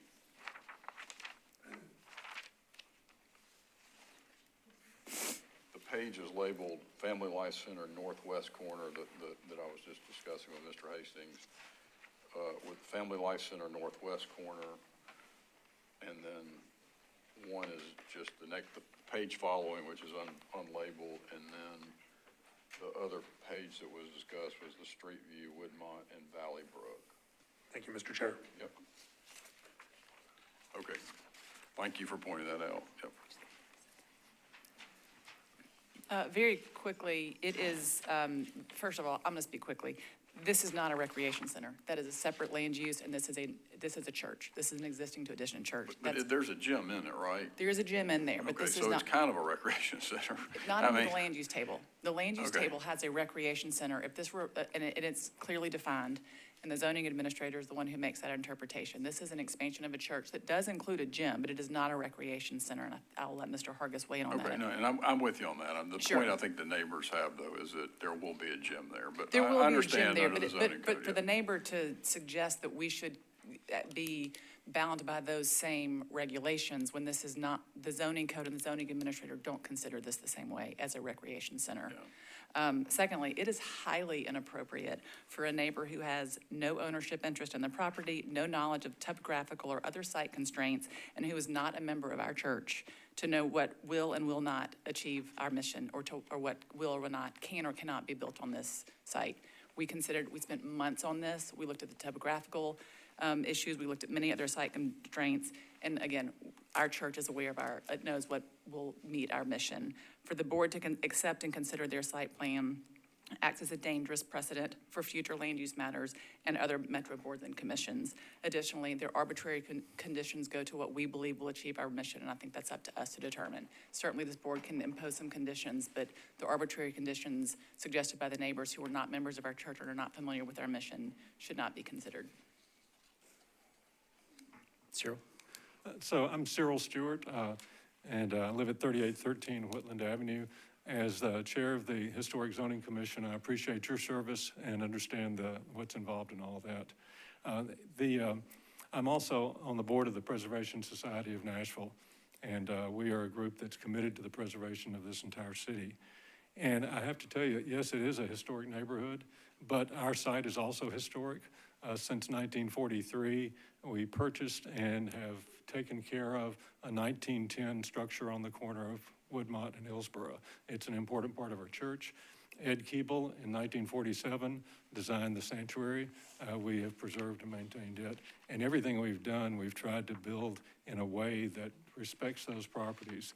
And what you see by Hastings here is a project that's been designed and built to be reflective of those properties as well as respectful of Hoods Hill and the adjacent neighborhood. We have pulled way back. We've got the front yard maintained. We're retaining the trees. And I think that the other things, when you look at massing and site and all that, it is a gym, but it is really there because it's our high school program that's going to be lodged in this place, and that's a big part of our high school program. The Sunday school classes that are in this building are for the high school programs, and so it is part of our real mission. The other thing is it doesn't have a flat roof. It's not like most gyms you see. If you look at the renderings, you see it as a sloped roof. That's to be reflective of what you typically see in a more residential neighborhood and what we have on the corner of Woodmont and Hillsboro, as well as the sanctuary. So we've really worked hard to complement that and to do it in a way that enhances not only our property, but the neighborhood as well. The additional landscaping will change this dramatically, and it will really take it up. When you look at these old neighborhoods, I live on Whitland. We've lost a lot of trees. We have to work really hard to get that landscaping back up. And with the addition of these 70 trees, as well as the preservation of the existing trees, this place is going to look better than it does today. So I urge your support for this. A couple of other things I'd like to mention. The size of the gym was mentioned a couple of times. The gym is a regulation high school gym. It's the same size gym that we've designed all over the city. And to basically utilize 3 acres of property for a facility and to undersize a gym so that you couldn't have, performances there for your basketball league seems like it would be short-sighted for us, certainly. Also, it's only about 7,500 square feet of the total 18,009. So the youth classroom spaces, the stage, the support areas, the storage, there's a lot of other things that this building is going to do for the church. And so it's not fair to characterize it as just that. Also, the traffic volume was mentioned, talking about the traffic internal to the site, and that's what our study said. That's not actually the case. The study actually says that by adding the Valley Brook access where we are, we actually will improve the safety of the intersection at Woodmont and Valley Brook. It's a very awkward intersection right now, and there's a lot of movements where people will leave the church at Woodmont and take a left, and then take a left on Valley Brook, which is very dangerous, and this will prevent that. I will say one other thing too. As part of planning's analysis of this project, they also had historic zoning staff look at this, and that staff gave a favorable opinion of it as far as being appropriate for the area and the location, the neighborhood. The other thing I would add, all the people that are here in red, they're all good people. We obviously have a disagreement about what to do here, but we have tried to spend the last 6 months responding to their concerns and incorporating them into our plans. So thanks. Before we sit down, we may have some more questions. I know I have a couple. Does anybody else? Okay, Ms. Johnson has some, so, and I've got some after her or after you. Yeah, my question is the design element, because thank you for the submitting the rendering, so I can see the elevation and how the building will look like compared to existing church building and so forth. So could you tell us a little bit more how you come up with those designing element? It kind of, to me, marks up really nicely, but I would like to hear. It's kind of unusual design, like a roof line as a gym. You wouldn't even think about it's a gym. It most look likely part of the church building. So if you would kind of expand the reasoning behind that design selection, that would be helpful. Well, thank you for stating exactly what we were trying to achieve, which is we did not want the gym to feel like an institutional, commercial, flat roof gym space. That's what most gyms, most around the one at Calvary is a flat roof. It's adjacent to us. That aerial is up. I could show it to you. Many gyms are like that, and we really want this building to fit in and fit in with the neighborhood, fit in with the existing campus. And so by utilizing the white brick, so that's certainly a palette of materials that is all over the campus right now. We're using a dark colored standing seam roof, which will be great in terms of, think about reflectivity and other things, but also just the color is consistent with the palette of the church. We've got windows, but we don't have windows facing our immediate neighbor, the Looney's house. We have no windows facing that property line along the 43-foot setback. And so the concern of the neighbors about the other project that was done a while ago, we don't have that issue here because we don't have windows there.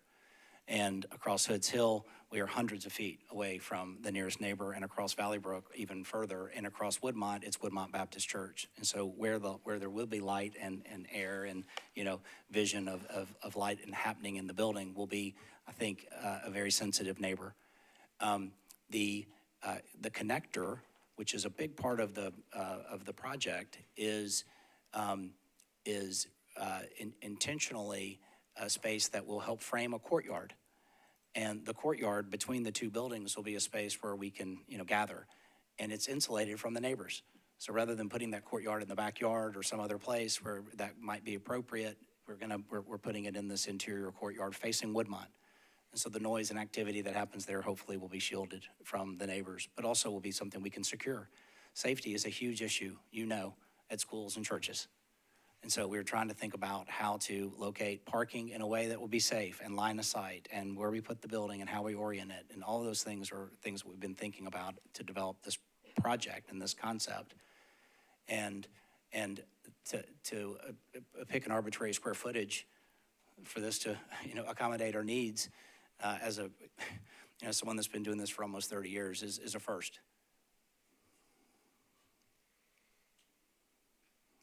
Thank you. Thank you. When you say the I'm sorry, will you finish? Okay, when you say the arbitrary square footage, you're referring to the opposition's plan? Mr. Kleinfelter said he picked a number at 10,000 feet, seemed appropriate, and it's just that, and they had the you know, other architecture firm submit drawings to the BZA, which I haven't seen before, and referencing no knowledge of the program whatsoever, no knowledge of the needs, no knowledge of the sustainability issues, no knowledge of access issues, no knowledge of anything. It's completely unprofessional at a minimum, if not unethical. And so to have that introduced into the discussion is very difficult. Well, how did you come up with the need for 19,000 square feet? A year of work with the church to understand their current, spending Sundays there, watching how tight corridors are and what they have in the youth program, understanding how overcrowded certain classrooms were, you know, those types of things that drove a lot of it, Chairman. It was a visioning process. It involved the whole congregation, the leadership, the elders, the deacons, and we did not talk to the neighbors until our board agreed to move forward with it, and they were the first meeting we scheduled in August. Well, I mean, okay, are you telling us 19,000 square feet is what you have to have? Yes, sir. I'm sorry, I understand the question. 19,000 square feet what you have to have based on you can't get by with less than 19,000 square feet? Well, I think what he's saying is how would a group that hasn't been a part of the visioning, are not members of the church, don't know what's going on in the church, don't understand the growth in the church, come up with a number and say, this is what you need. If they were to propose a master bedroom and said, we want to do a master bedroom in our house, and we said, no, you don't need a master bedroom that's that big. We're doing this based on our vision, based on our growth, and based on what's happened at our church in recent years. And so that's where we ended up. And they did refer to that the number grew. If you look at the drawing, a lot of that number in terms of where it grew is on the connector.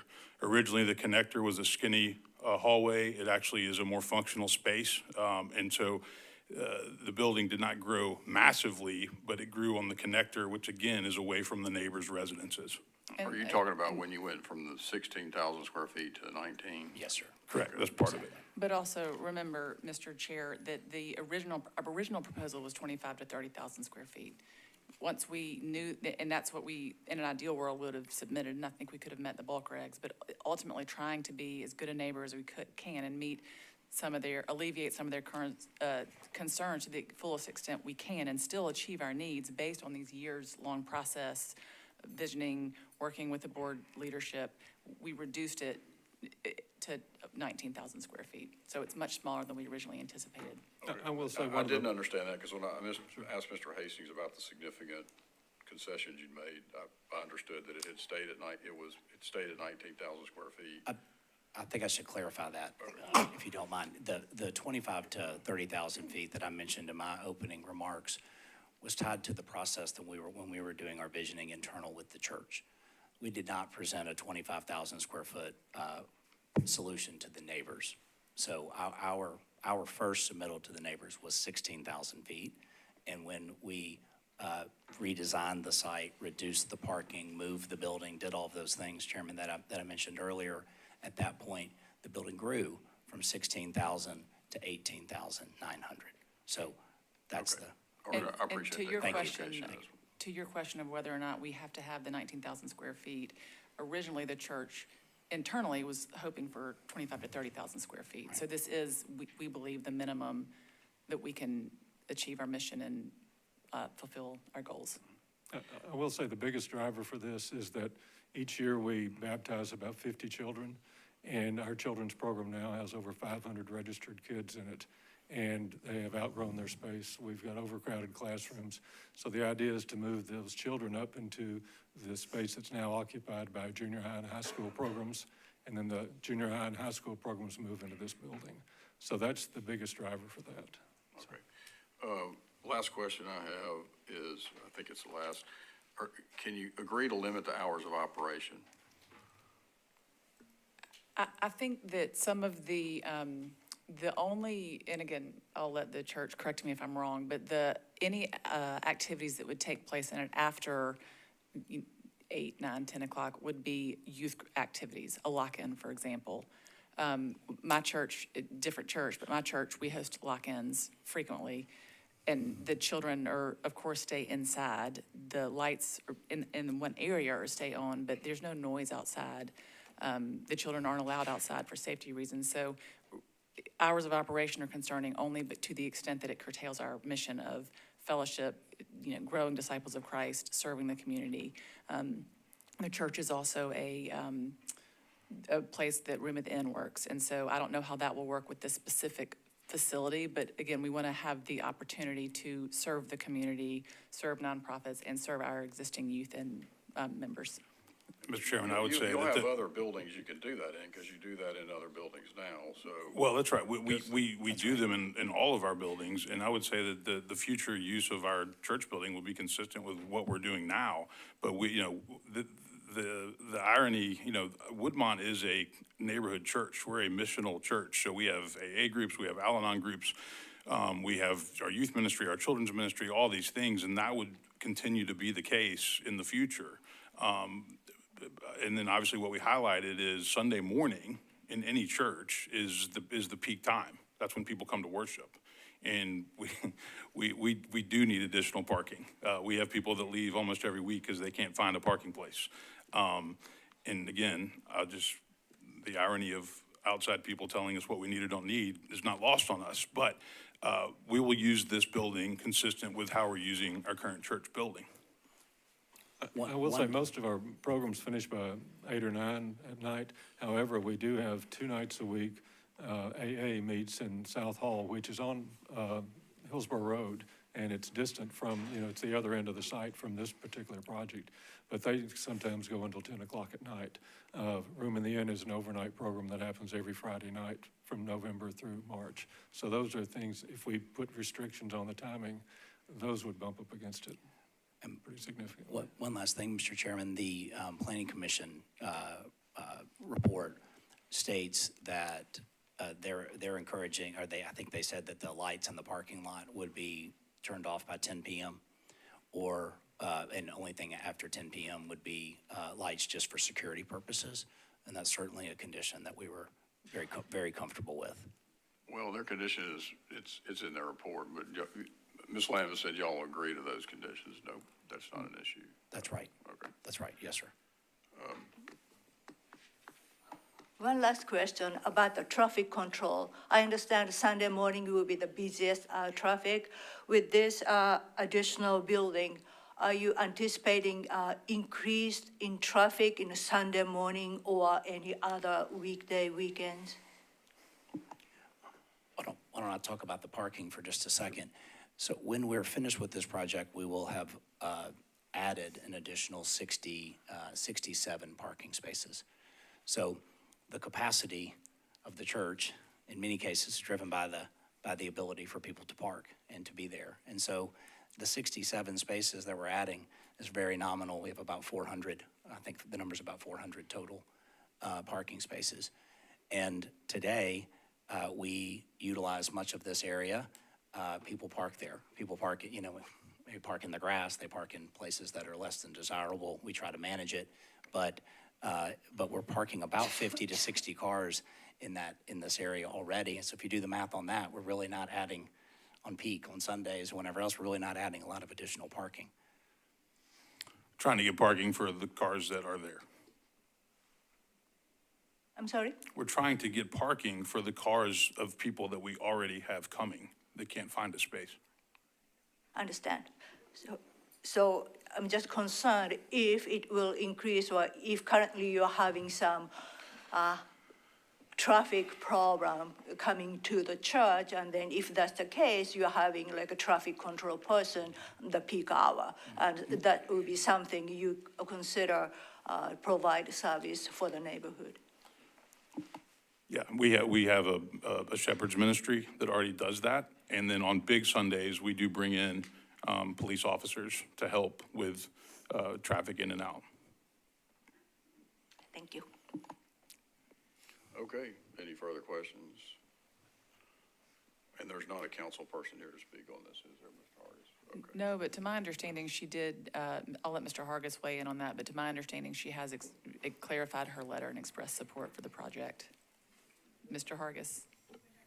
Is that, the last one I saw, there was no support or Right, I opposition? believe Mr. Hargis has spoken to her. Yeah, remember, the council member contacted me prior to these meetings. She couldn't attend, she had to go to Fort Campbell, but she did express her support overall for the project. She did mention that there were issues that the neighbors and the church had worked on, and she felt they had done kind of the best they could to satisfy those requirements, but that's what she expressed to me. And that was after the letter she submitted, so she was clarifying to Mr. Hargis her position. Okay, thank you all very much. Thank you very much. Thank you very much. Thank you. And discuss. Since the question was raised about my ethics, could I have a very brief moment to respond to And that? I don't think there was anything unethical. I think that you have every right to submit a proposed counter, so let me make that, I don't think that was appropriate to call it unethical. I think there's nothing wrong with somebody coming up and submitting their own plan, but if you want to make another clarification, and I think we've had people do that before, so. That we were trying to show not what's needed, never said it was what's needed, but what might be more compatible. Yeah, no, okay. All right, discussions.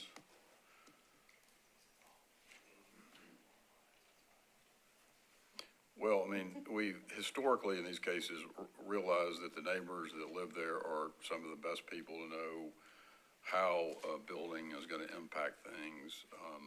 And we've looked to neighbors before. I think they're entitled to a special exception. I don't think there's any question about that. I have some concerns about, I don't really, there's a reluctance to give any definiteness about any kind of hours of operation. I think this is a really big building. Also, I have concerns about, from the neighbors, the loonies, there's just a 43-foot setback from the building to the loony property, and that's a really big building, and that to me is,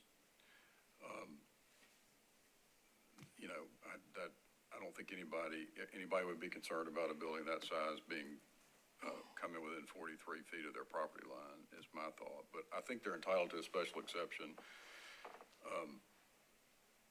And I also have some concerns about with the size of the building. The size of the building does seem architecturally out of place, and I think that's what we're hearing from the neighbors. Again, I don't know, they want 19,000 feet. The neighbors think they can get by with 10,000 feet. What's the answer? What are they entitled to? And I think it really comes down to how does all this impact the neighbors? And I wish there had been more discussion and agreement. I get that that's really hard to do in these kind of cases. It's not unusual that it comes to us like this and there's not, there's differences. So those are kind of my thoughts on it. When I saw the original proposal, it was not submitted just the footprint of 18,000 square foot, give or take. So I was really concerned the size, height, compatibility, design element, and preservation of trees, and so forth.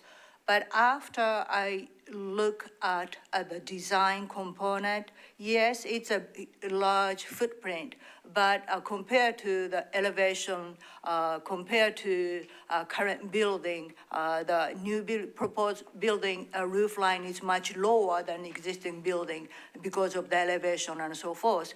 And I was that design made me at ease because it really match up existing surroundings, because the other side of the corner, they do have, another big church. And so, yes, indeed, it's an expansion, but I think it's a very well-thought expansion. And for us to kind of say, reduce this and those will be, it's not for us to say, well, you can do, 2,000 square foot smaller, or you can do 3,000 square foot smaller, is not us.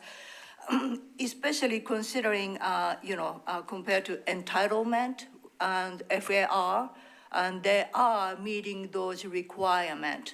And the use and everything, I think, meet special exception condition, including design element and compatibility. So to me, the new design really improved, and here, lots of neighbors' concern. And I would love to hear if there's more neighbors' concern, but it seems like size is the kind of sticking point. So that's where I am right now.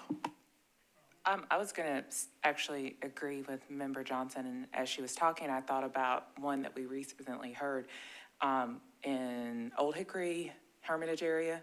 It's in a rural part. It's off of Old Lebanon Dirt Road, and most of the neighborhoods are on larger lots, and a large Indian church congregation is building a huge church there that doesn't really fit the context, but they applied under special exception. They met the requirements. We approved it.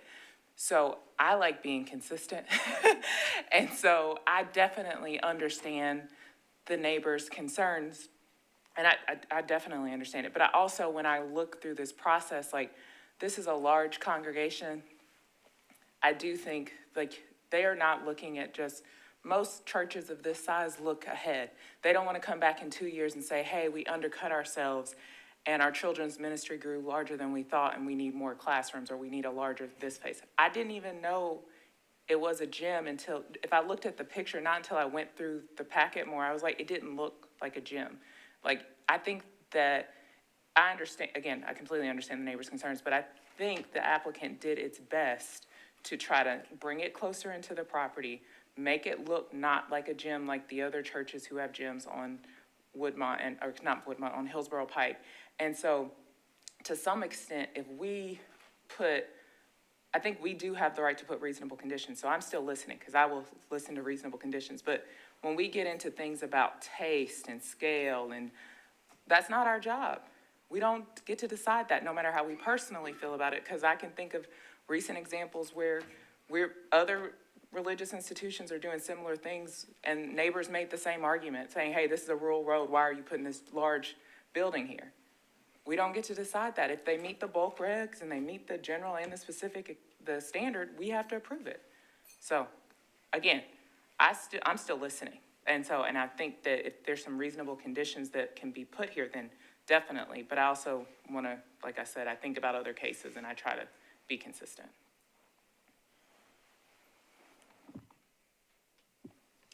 Well, regarding the square footage, they don't, I think as you said, they don't exceed the maximum, the floor area ratio.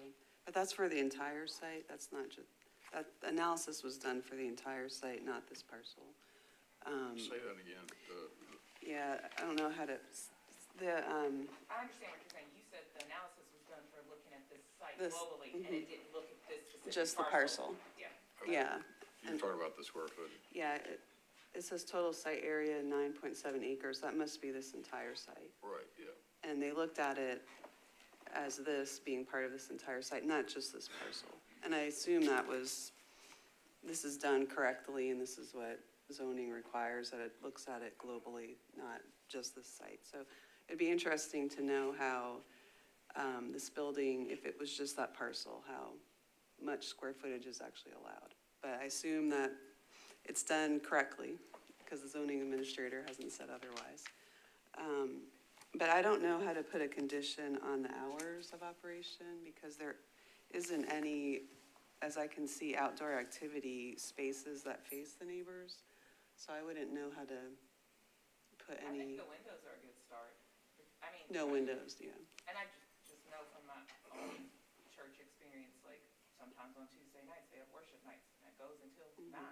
Like, I feel uncomfortable putting time constraints on churches because Yeah. I just, from our training, that's always an easy way to like flag interference because sometimes events do go a little later. I think the church does know that they need to be a good neighbor and that they need to follow the rules, the noise ordinance, they need to follow the light ordinance, all those things so that you don't interfere with the quiet enjoyment of someone's home. But I think the conditions already outlined by planning and then the fact that they have to follow metro ordinances should cover that. Right, right. I agree with the overall sentiment of the board, but, the neighborhood member did show us this image here where it looks like they're not, in compliance with the dark sky ordinance, so, if we do vote for it, I think we just need to, make sure that the client is in compliance with those ordinances versus, like you're saying, Member Davis, putting a time frame on when they can use the actual building.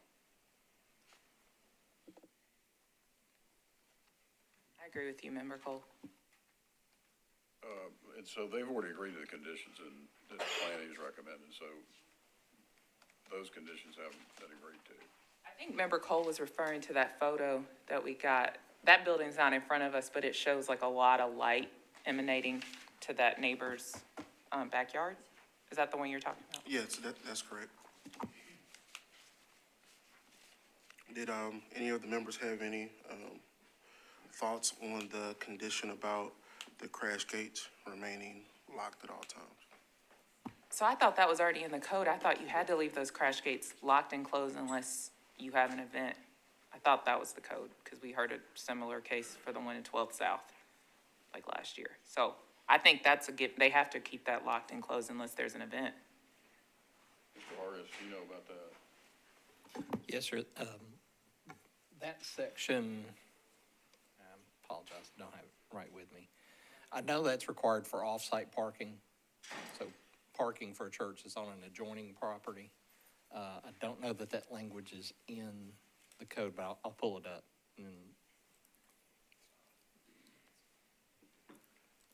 Mr. Hargis, if it isn't, is that a reasonable condition for us? I know you can't tell us that part, but like if it's not in the code already. Well, I'll let your lawyer decide whether it's reasonable, but I'll say for me, it doesn't seem unreasonable, but. I'm sorry. Yes, my question's for legal counsel then. It seems reasonable and tied to the use of the property. Okay, thank you. And members, looking at that section of the code, 16-170, the specific, I just scrolled right past it. Let's see here.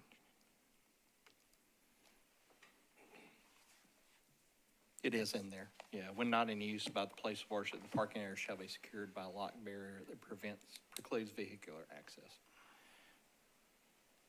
Oh, wait, scrolling back up, that is for off-site parking facilities. So, and you've seen those churches that, down the block, there's a parking lot for them. That requirement in the code is on those sites, not on parking lots on the premises.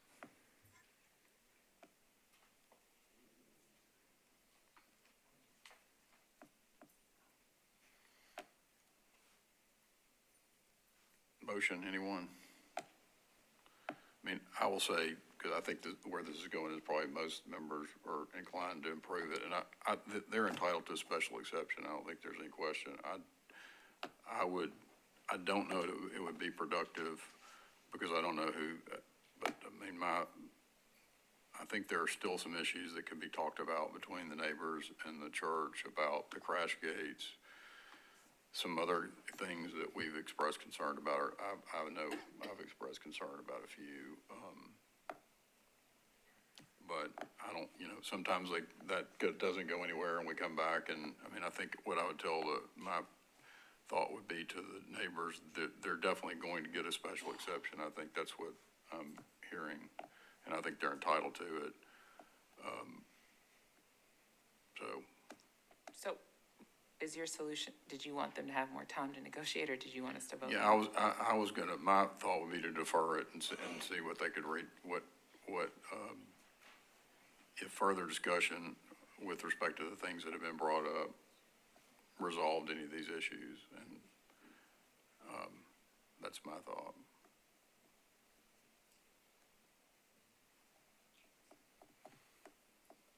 I can support that, if that.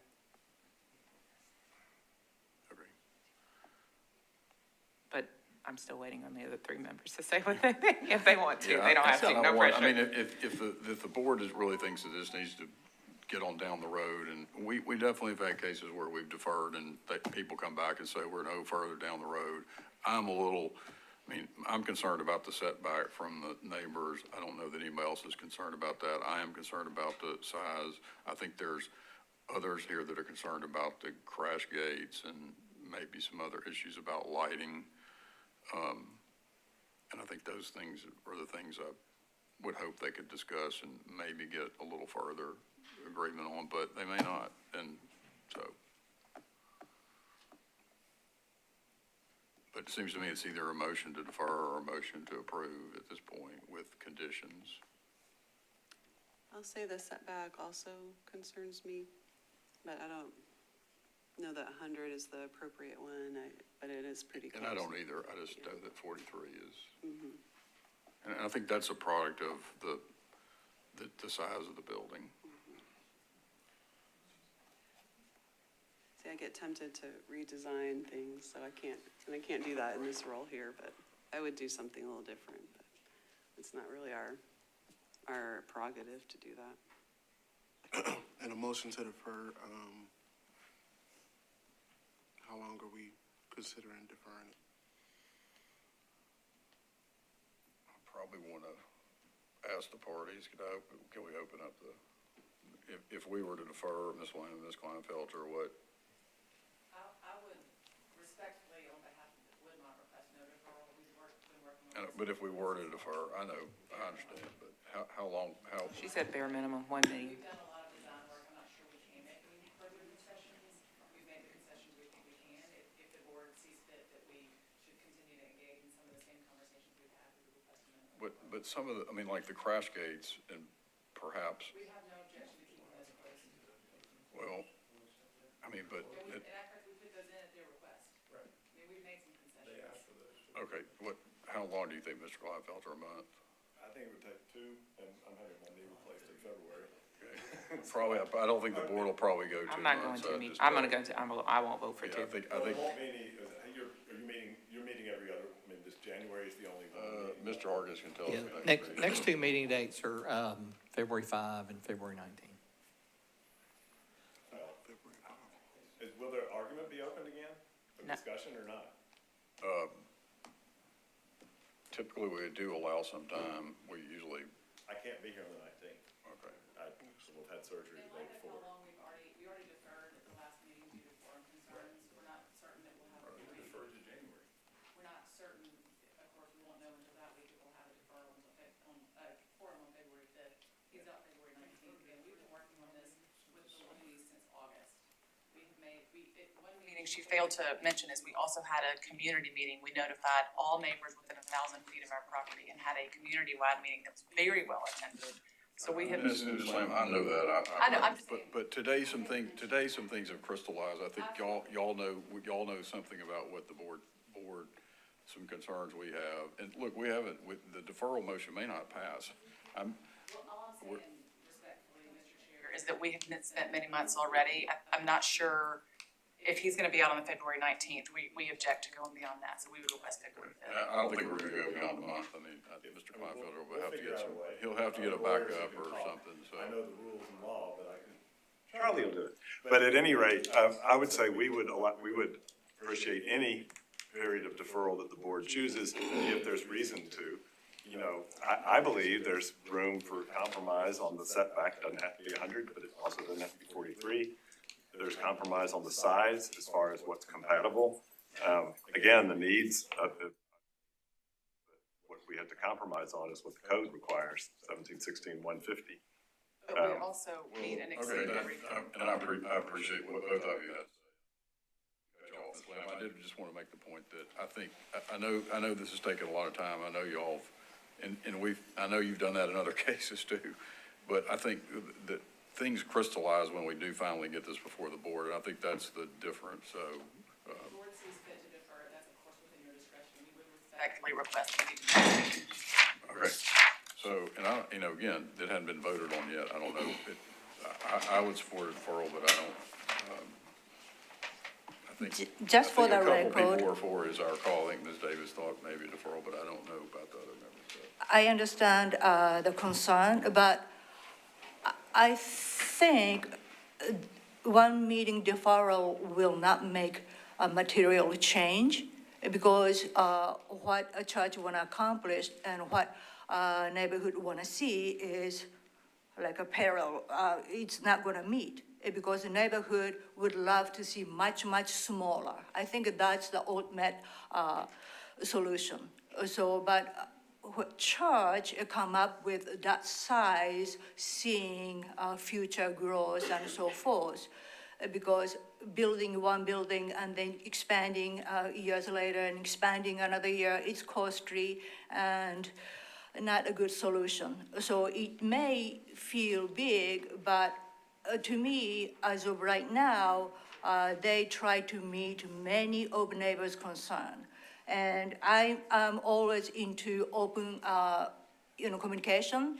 And if it can be improved further by deferring, I'm for it, but I just don't see it. It's one meeting deferral will produce meaningful solution in this case. It may not. I mean, it is a really big project, so I don't think, it's going to have a big effect on the church, it's going to have a big effect on the neighbors in the scheme of things for a building that's going to be up there for probably 100 years. What's a month? But that's my thought. Again, I appreciate what you're saying. We've deferred these before and come back and nobody's budged and we'll be in the same position. And well, I'll make a motion, we defer it 1 month. I couldn't do 1 month. I could do one meeting, but I can't do 1 month. I'm sorry, I thought. No, it's okay. Because one this meeting has been already. deferred before. So in the spirit of diplomacy, that's why I supported a deferral. Okay, I thought, Just for clarification, is Mr. Hargis could speak as well. I think 1 month is effectively one meeting, because I think the board's next meeting is February 5th. No, our next meeting's February 5th. Today's January, 14th, 15th. So it's not a month, it's one okay, meeting. I thought it was a month too, so that's 2 weeks, correct? 2.5, 3, 2.5 yeah. weeks. Okay, you'll support that? 2.5 Yes, week I can deferral? support that, yes. Okay, so I'll amend my motion to make it a deferral, 2.5 week deferral to our next meeting, Which is February 5th. February 5th. You second that? Yes, I did, Okay. I'm sorry. There's a second. Any further discussion? Okay, all in favor? All opposed? Okay, that motion doesn't pass, so somebody's gonna have to make a Who's motion. making another motion? So I will try. I make a motion to approve with all the conditions mentioned, including suggestion by Planning Commission, and encourage both parties to continue a conversation if there's room to further improve, such as operation of crash gate. When you say all of the conditions, what conditions are you referring to? Metro Planning had condition of reduce the visibility and prominence and incorporate material and so forth.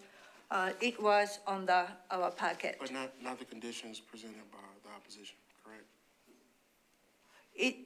This condition was approved by, But not the conditions presented by the opposition today. That list we got, he's talking about the list we got. our list.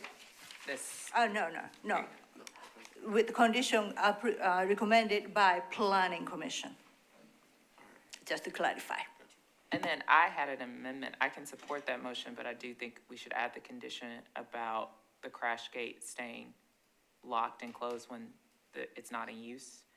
And then this isn't a condition, this is more of a question for discussion, because it seems, I know, which I appreciated, I know that the applicant that's just my question. Can I ask something for discussion? Like, I just wanted to add that, we can leave her motion and just with the condition that the crash gate is locked and when an event isn't in process or they're not using the facility. That was You're my going to addition. amend her motion? Yes, that was my amendment to her motion. You'll permit that amendment, I'm sure. Yes, I do. Okay, so, okay. So then I had a question for discussion for the group. So I noticed that they added a lot of extra, it's not greenery, the barrier, the landscape barrier. And I noticed, because this was an issue with the light, like sometimes I remember we've added conditions where people have to do landscape buffers that are, seasonal, like they're not seasonal resistant, like I think we required evergreen so that no matter what the season is, you can't see the light from a building. I don't know if that's a condition that we want to consider. We didn't talk about it, but I know that that also helps with light when we require, we've done this in the past where we require, you know what, I understand what I'm sorry, I can't find the words, but just the type of barrier where if it's wintertime, because you can't see the light because the trees. You want year-round density. Yes, thank you. That's what I'm saying. I'm going to go on mute. Okay, so that's an amendment too. It's not an amendment, it's more for discussion if anybody else thought that was appropriate, because that was just a thought that I had. That seems appropriate. I think the condition from the planning, it says all lighting shall be shielded so that substantially or directly emitted lights falls within the property. So that was our planning condition. So I think that should apply entire church site and not only new building. So that's my interpretation. That's why I kind of wanted to incorporate that condition as specific. Okay, thank you. Okay, so that's the motion you got. We have all the conditions on the record. I second. Okay, there's a motion. Second. Any further discussion? All in favor? Can I just clarify the motion unless Mr. Hargis has it clearly? Yeah, let's No, I've got it. Okay. Plus, I'll also watch this again. You have it down? Yes, sir. Well, Okay. what I've got are the conditions recommended by the planning commission. In addition, the vehicular crash gate shall be placed on the driveway. And locked it, yeah. Grabbing that section we discussed before about, for off-site parking requirements in the code, applying that to this parking lot, okay. Okay, so, motion to second. Any further discussion? All in favor? All opposed? And let me make clear, my opposition is not because I don't think there should be a special exception, but I was in favor of deferral so that they could talk some more about some of these issues, so. All right, that passes. Case is approved on vote 4-1 with conditions of We can take a 5-minute statement. break, Mr. Hargis. Yes, sir. The board will stand in recess.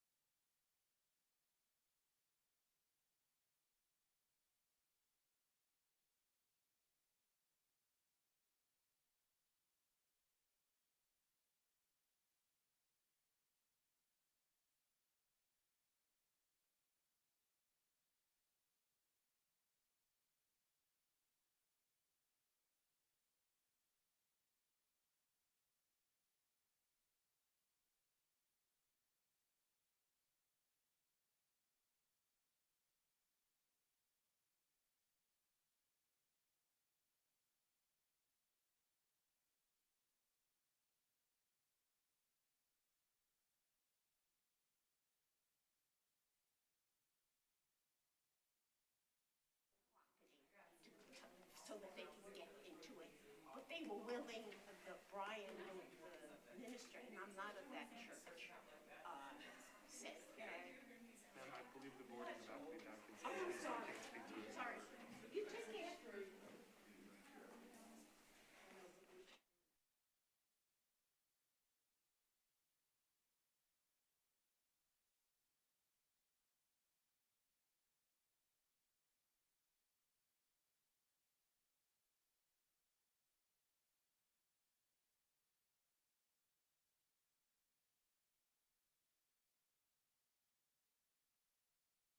Let's see, who is? We are ready to move on to our penultimate case of the day. This will be case 2026-007.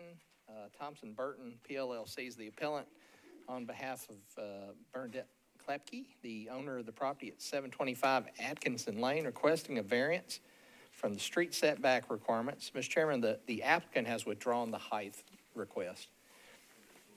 It is the street setback request only And that's before the board. that's the front setback, Yes, sir, correct? the setback from both streets. And I'll cover that in just a sec. Referred to the board under section 1712-030, the applicant has alleged jurisdiction under 1740-180B. I see the applicant present. Are there any parties in opposition to this request present? Okay, we do have some folks here. And we got the clock set up. Mr. We have Pike, more than one, or who's in opposition? Okay. I saw a Okay, we couple have hands. two, okay, yeah, all right. Okay, well, you guys saw the last case and kind of how it works, so I'll go through my presentation first and turn over to the appellant's representative. Bear with me 1 second here. Let's get these. Okay, board, as you know, I'm a huge James Bond fan, so I always take the artistic liberty for case number 007. We'll always have this graphic as long as I'm doing this job. So there you go. And I will say that the Quantum of Solace is a garbage movie. Skip it. All right. Quantum of Solace. Don't watch it. It's terrible. Okay. That's terrible. Anyway, here we go. Back on task. The site plan in front of you is what the applicant has submitted for the home locations proposed. He's proposing a 60-foot setback off of Adkisson Lane. That is the southernmost street here.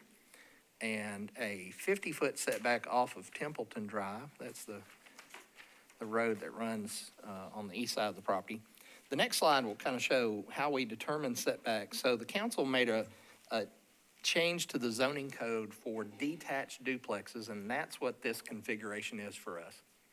So detached duplexes in R20 and up, R20 districts and up, this property is zoned R40, so this would be a greater lot area. Requires that detached duplexes must meet the contextual average of the homes on both streets. So in this instance, the requirements for that would be a 125.3, I didn't bring my glasses today, I'm sorry, 0.33 on Adkisson Lane, and that's based upon the four closest residences to the west. And then the 91.48 feet, which in this particular block face is just the adjoining house to the north. Let me flip back to the aerial photo. I think I've got one. Yeah, I do. This is my visit to the site. This is the existing residence, and you know, as you've seen in Nashville, it was quite popular in the 40s through 70s to turn houses on corner lots to face the corner. Our zoning code is written for things to be at right angles, so we do have a conflict at times in our code of how do we measure these things, but I'll show you here that in the zoning code, we count the four closest residences on that street for that street, and then we would count as many houses along this street for that street. The house of the Lord does not count in that measurement, but this house does. So that 91 foot measurement is based on this home setback. So, and in that leaves this area right here for compliance. So they originally submitted some plans that showed the home taller. I won't delve too much into that. They intend to comply with the setback, the height requirements of the zone district. So I'm happy to talk about that if you want to. But since that's not in front of the board, I'll save the board time, but, I'm happy to leave whatever photograph that you'd like to up here. I'll start with this one, but, with that, my presentation's over, and Mr. Michael, I'll turn it over to you. Thank you, Mr. Hargis. My name is John Michael. I'm an attorney with the Thompson Burton Law Firm, representing Project 007 today. Mr. Hargis, may we keep the slide up that is, I think, the prior slide that shows the actual setback required? Thank you. On this project, the only aspect of this project that does not already comply with the zoning code is the contextual street setback number. The dotted line within this lot shown on your screen demonstrates what is allowed by strict application of the law. As Mr. Hargis noted, that's a somewhat more recent iteration of the law that creates that contextual requirement. When this lot was originally platted, the setbacks were 60 feet facing down toward Adkisson and 50 feet out to Templeton. It is no accident that those are the precise dimensions that we request in our variance request today. The hardship associated with this lot, as you can see, is the completely different depth of the lot. The incompatibly shallow lot in this case yields an allowable footprint with that current iteration of the zoning code that is, though not unbuildable, completely out of character for the remainder of the residential neighborhood.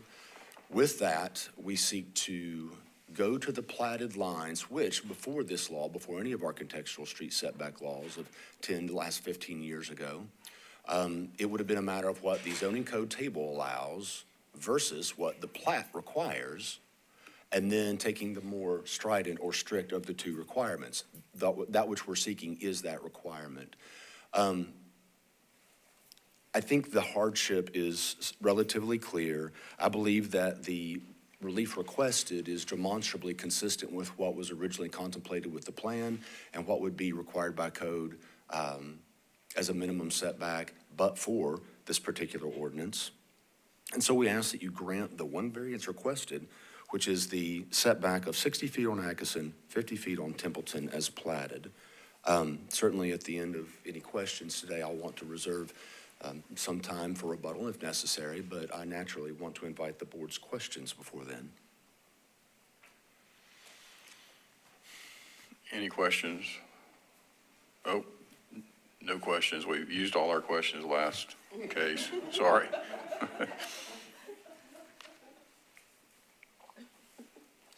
You've got some time for rebuttal too, obviously, Mr. Michael. Okay, ma'am, if the opposition will come up.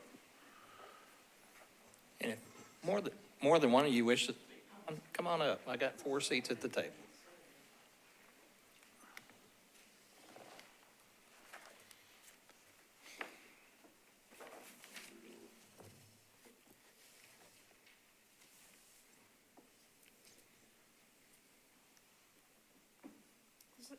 Is it on already?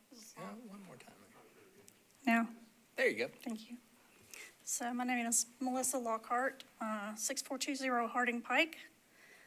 Speaking in opposition of the request, I first wanted to start with a drawing. I emailed you guys, I don't know if you got it yesterday. This is a drawing of the neighborhood. This is the proposed property. Every property that is highlighted in red are in opposition to this variance change. The highlighted yellow homes are under construction. The orange outlined properties were not home when we surveyed the neighborhood, and there were 4 properties that were either for or indifferent to the variance. While we were surveying the neighborhood, we got a petition. I have 14 signatures. And this is what the 14 homeowners stated.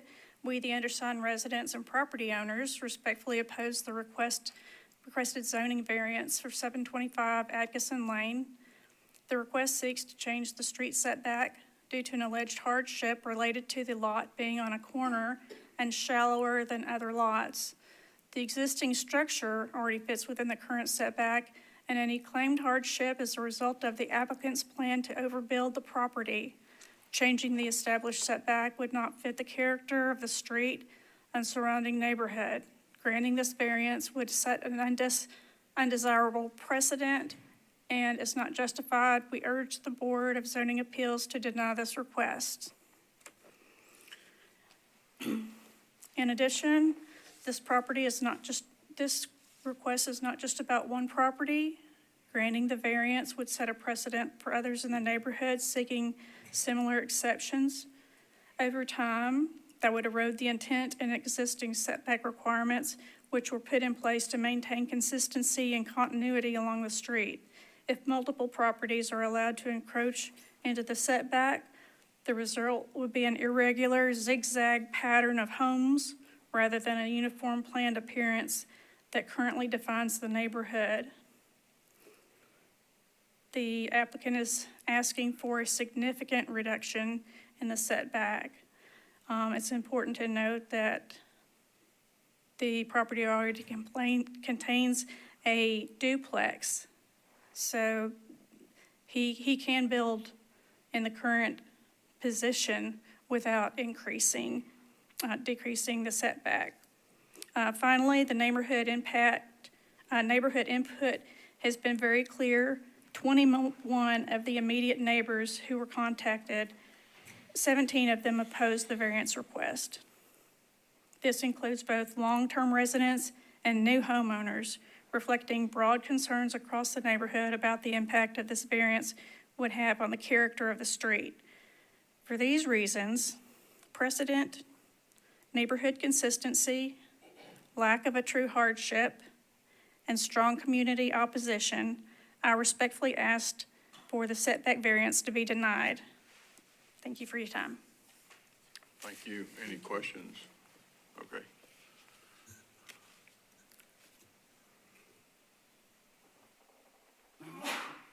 Is that on? Okay.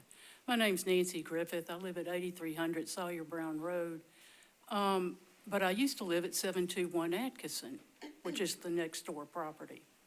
I now manage that property for the owners who are family members that live in Chicago.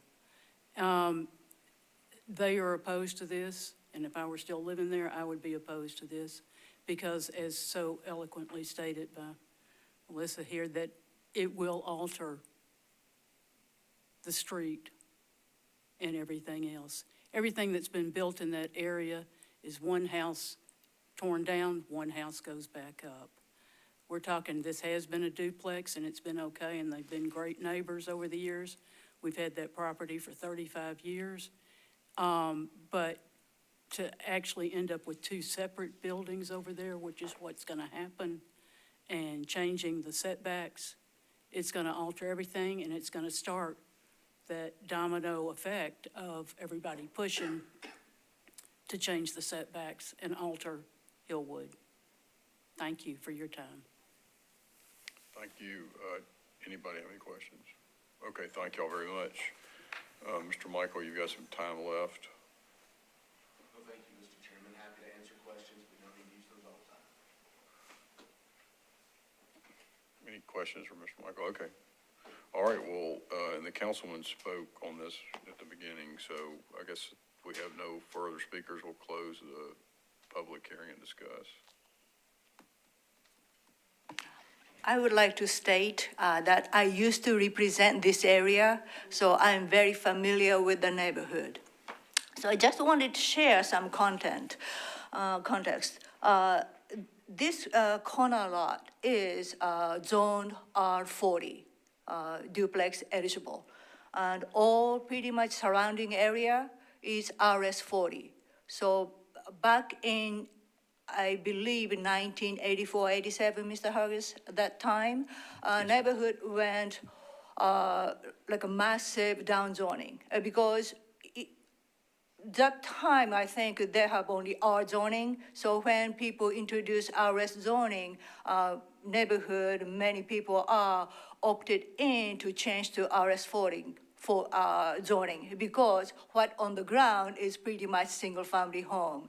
And I think more than 1,000 parcel, handful of the property owner remained R. So this particular property is one of those. So every now and then you will see some corner, some duplex. But in that large Hillwood Westmead area, still now these days remains a majority single-family home.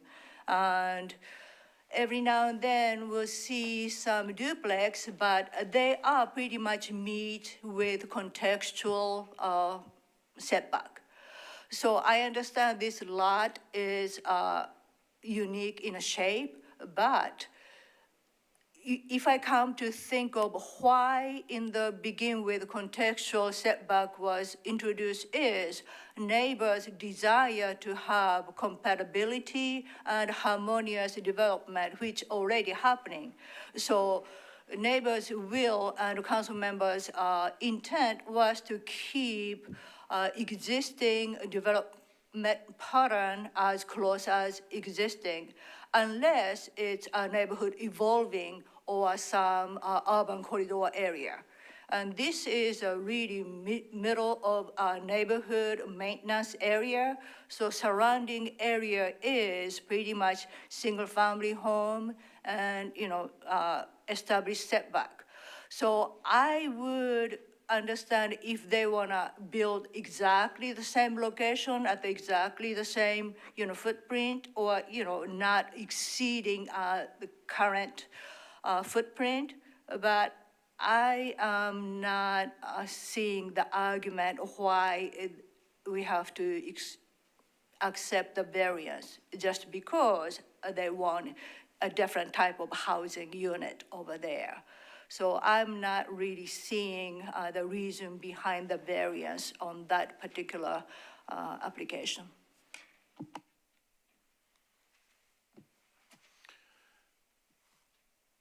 Well, I see it.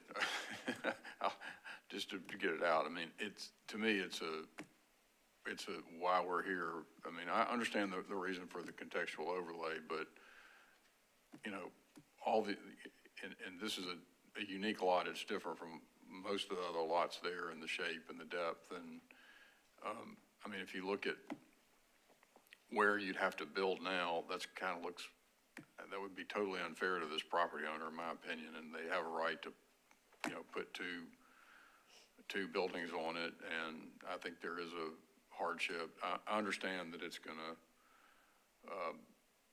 not gonna apply with the contextual overlay and the purpose of that, and I appreciate that, but, I mean, look where they'd have to build to comply with that. I mean, they'd have no backyard, so I think there's a hardship, and I appreciate what you're saying about the contextual overlay, but I think we'd be depriving a property owner of a right to do something they ought to have the right to do when there's a hardship, so.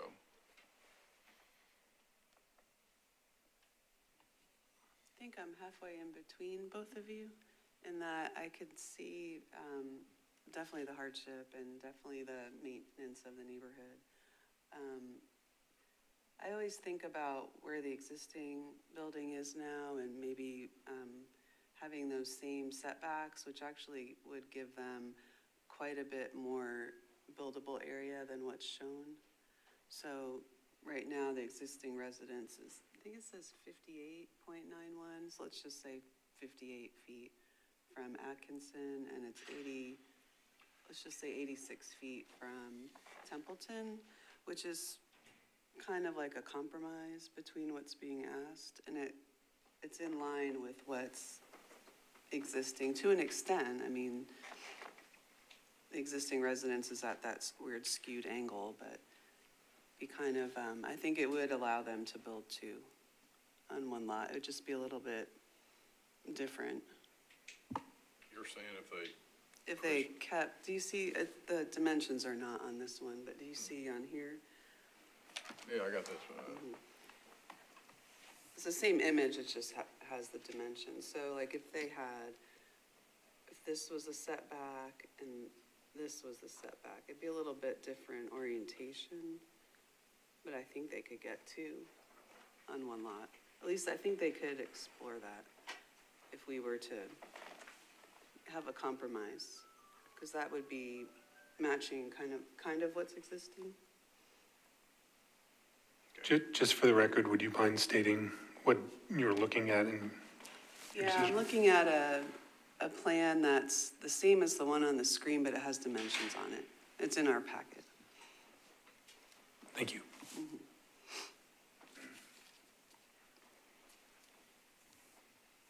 Mr. Cole, Ms. Davis, any I was thoughts? just gonna say that I agreed with Member Carfinack. Like, I see both sides. Like, I think there's room for a variance, but I also think that maybe the variance wasn't narrowly tailored to accomplish what they need. So I don't have an issue with them building two. That's what they're entitled to, but I don't like messing up contextual lines unless we have to. In this case, we have to because of this how this lot looks. But to the extent we can accomplish what they need and not completely erode the contextual line, I would prefer that. Can you put the site plan up, Mr. Hargis, that they have of what they're gonna build? Okay.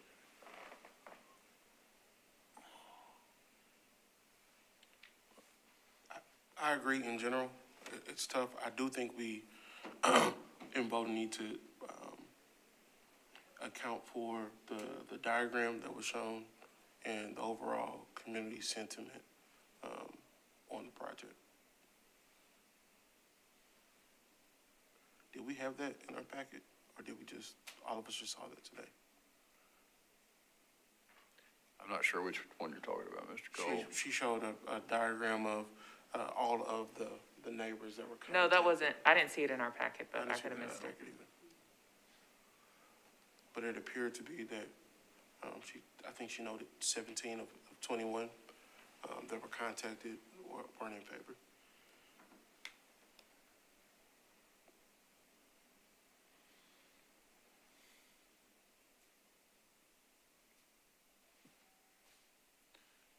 Well,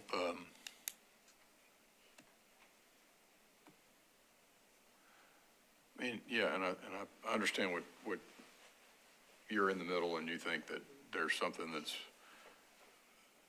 different from what the applicant has submitted that works better. And I guess to me, if there's a hardship, I think the setbacks they're proposing are, I mean, it's still a 60-foot setback and a 50-foot, I think. I mean, they're not pushing these things right up on the street. And I just, with this lot, I don't know, I feel like for me, once there's a hardship and they've got something that looks reasonable, I don't want to send them back to the drawing board to come up with something, but that's where I am. I understand everybody's on this board has, we can have different opinions and we can disagree. And so why don't I make a motion? We'll see where that goes and then we can go from there. I'll make a motion that we approve. I believe there's a hardship here. And I would, a motion that we approve the application. Okay, so there's no second, so that falls flat. So I'll leave it to somebody else to make a motion. I'll make a motion that we approve a 58-foot setback off of Adkisson, which is actually better than what they're proposing, and an 86-foot setback off of Templeton, just to match what the existing home is. What was that partial? Well, I said 58 off of Adkisson. So And 86 off of Templeton. they're asking for 60 on Adkisson, you're Giving them more. 58.91, Because it right? matches what's existing. Okay, and then on Templeton, they're asking for They were asking for 50. 50. 50, and I and said you- 86. And again, I'm purely matching where the existing residence is. okay. And, I just wanted to make sure I yeah. understood it, sorry. And the hardship is the odd-shaped lot in the neighborhood. That's a motion? Okay. And I'll is there a second. second on it? All right. There's a motion, and a second. Any further discussion? All in favor? Okay, 2 in favor. So it didn't pass, so. Well. I'm out of motions for speaking for myself, so Well, Mr. Chairman, per your rules, we have a motion that is tied on votes. oh, that's right, we do. So it's got to, that's right, yeah. This motion is going to hang on this table for the next 30 days. That would be How is it tied? 2 for or 3 against. Okay, Yeah, thank you. yeah, no problem. So it'll sit on our agenda next meeting, 2/5. That's it, because there's but one meeting in the next 30 days. So at 2/5, Mr. Ransom can watch the tape, become eligible to participate. Any of the 5 that are present here can change their vote should they wish to. And he's going to be voting on the last motion that was on the floor, because mine wasn't seconded, right? So, Yes, yes. Yours died for failure of a second, so. Mr. Hargis, can I ask a procedural question? Certainly. So if the motion was not tied, would it just like sit for 30 days and then we could hear another motion like later after Mr. Ransom watches it? Your motion's gonna tie. I mean, it either passes, fails, or ties. You know, it fails in the event of like Mr. Pepper's motion, it didn't get a second. Okay. Yeah, so his motion failed completely. Yours, the motion that was made by Ms. Carpenter was seconded, so that motion's on the table. Your rules require 4 affirmative votes to pass, and if you don't have 4 affirmative votes, you're tied. Okay, thank you. and you got 2 on that one, is that right? Yes, sir. 2 affirmative, Okay, 3 no, so. all right. And we will sit with that one. I mean, obviously, there's multiple scenarios that can occur between now and then. Okay, so that case, tied on votes, we'll update our agendas accordingly. And we will send over to Mr. Ransom, the proceedings of this so he can watch and become eligible. Okay. So finally, the last case on our agenda is case 2026-10. Baxter Lee, the appellant, Kate Lee, the owner of the property at 917 Woodmont Boulevard, requesting a variance in the side setback requirements in R10 district. Members, you may note, I'm not reading the B in there. 911 has started assigning B letters to accessory structures, so it's just for 911 purposes. So that's why I'm intentionally skipping that. This is not a duplex, so to avoid the confusion there. The appellant constructed the carport violation of the setback, referred to the board under section 1712-030. All right. I know the applicant's present. Are there any parties present in opposition? Okay, we do have opposition present, so you've seen how that goes. Let me start and bring his case up. Okay. The subject property you see actually is a duplex use on the lot. This is the front unit of that 2-family HPR. And I'll leave this area photograph. One thing we as code staff discovered upon this case was the site plan for the house originally had a driveway for each home, one on Woodmont here coming in this way. And then this house was built as shown on the site plan. So I don't know how or why at some point when this building that the gentleman lives in sitting in front of us was final, but the driveway moved and he got a building final. And you see the concrete pad that's sitting here now. So this gentleman erected a carport over that vehicle that you see there. So you'll see in the photographs here in just a minute the carport location sitting. So for us, looking at our measurements based off this photograph here, it appears he's about 5 feet off the property line along this side street here. And I'm blanking on the name. Thank you.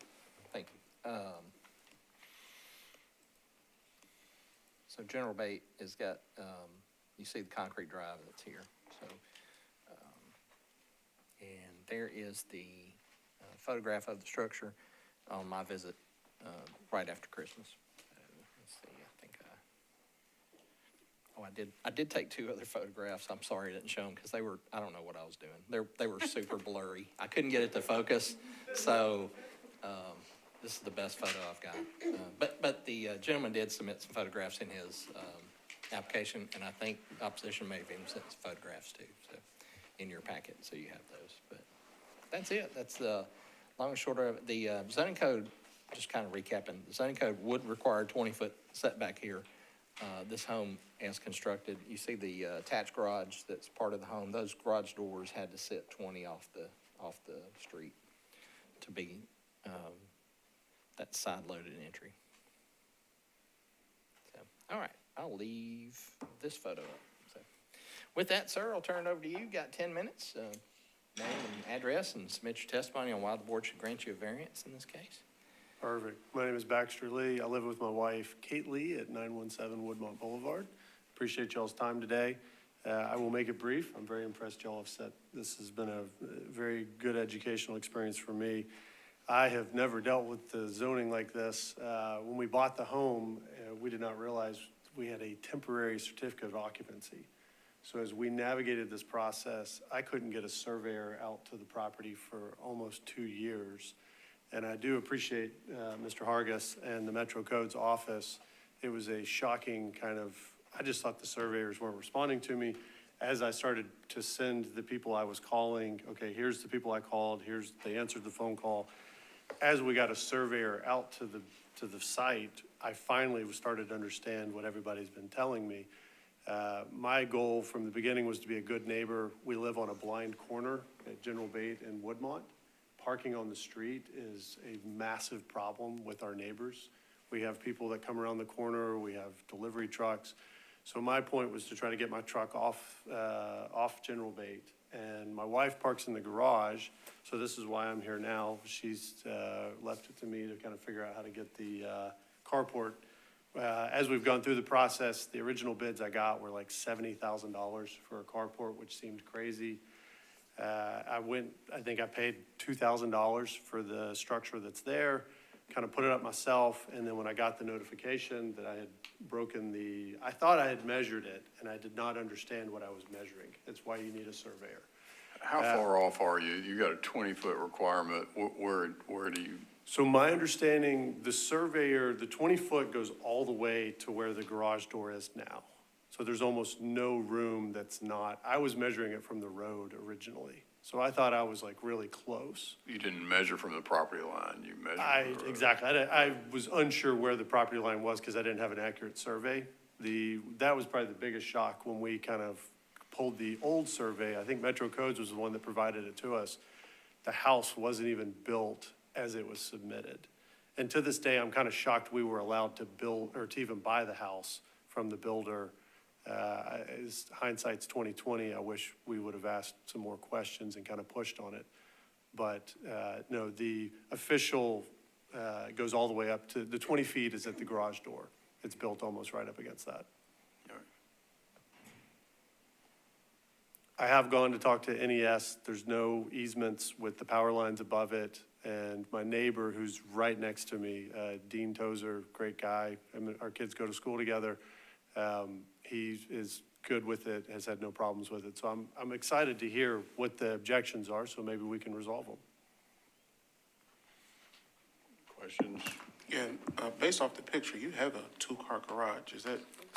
It is, so the hot water heater is in the garage, and then I've got 3 sons, so we barely fit my wife's car in that garage as is. So we've got like a bicycle in there. I mean, I could pop the garage and see, but you could not get 2 cars in there and open the doors. I think you could back in and then that's all you could do.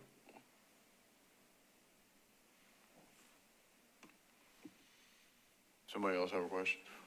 Okay, thank you. We'll hear from the opposition. You've got some time left for rebuttal if you'd like it. All right. I bring her up too. Hey, she's welcome to sit at the table if you want her to. That's fine. Okay, all right. We don't get many folks her age in here. So.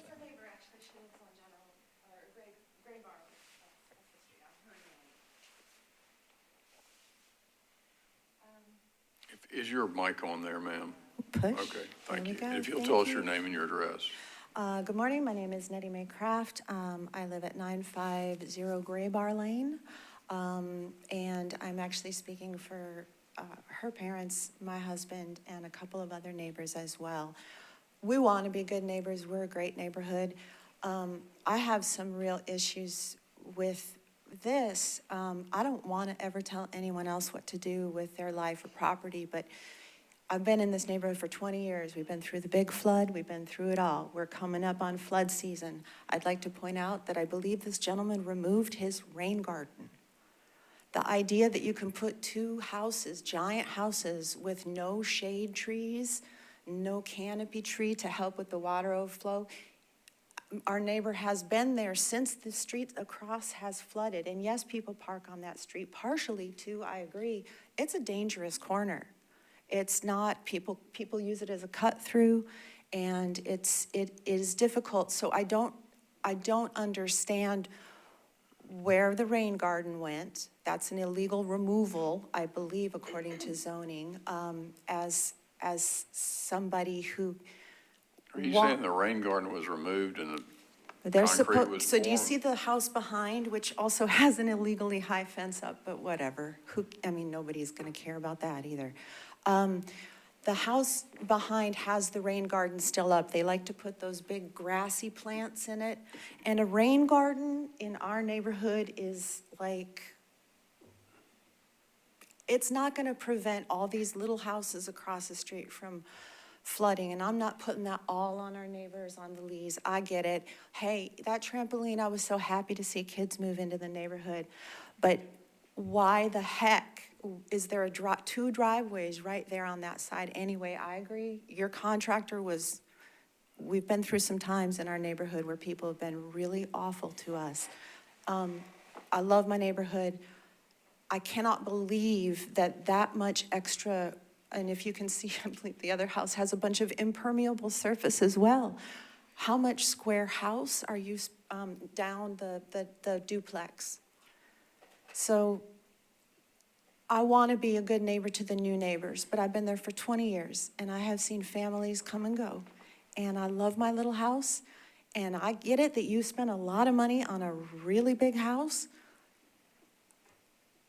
I don't think that gives anyone permission to put in that much driveway that will actually just cause everyone on this side of that picture to have even more on them. Like, I wish somebody would have said something.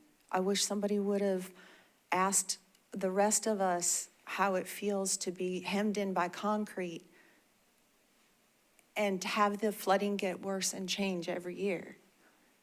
I don't want to tell Mr. and Mrs. Lee what to do with their life, but I want to say that it's affecting a lot of other people. Where'd the rain garden go?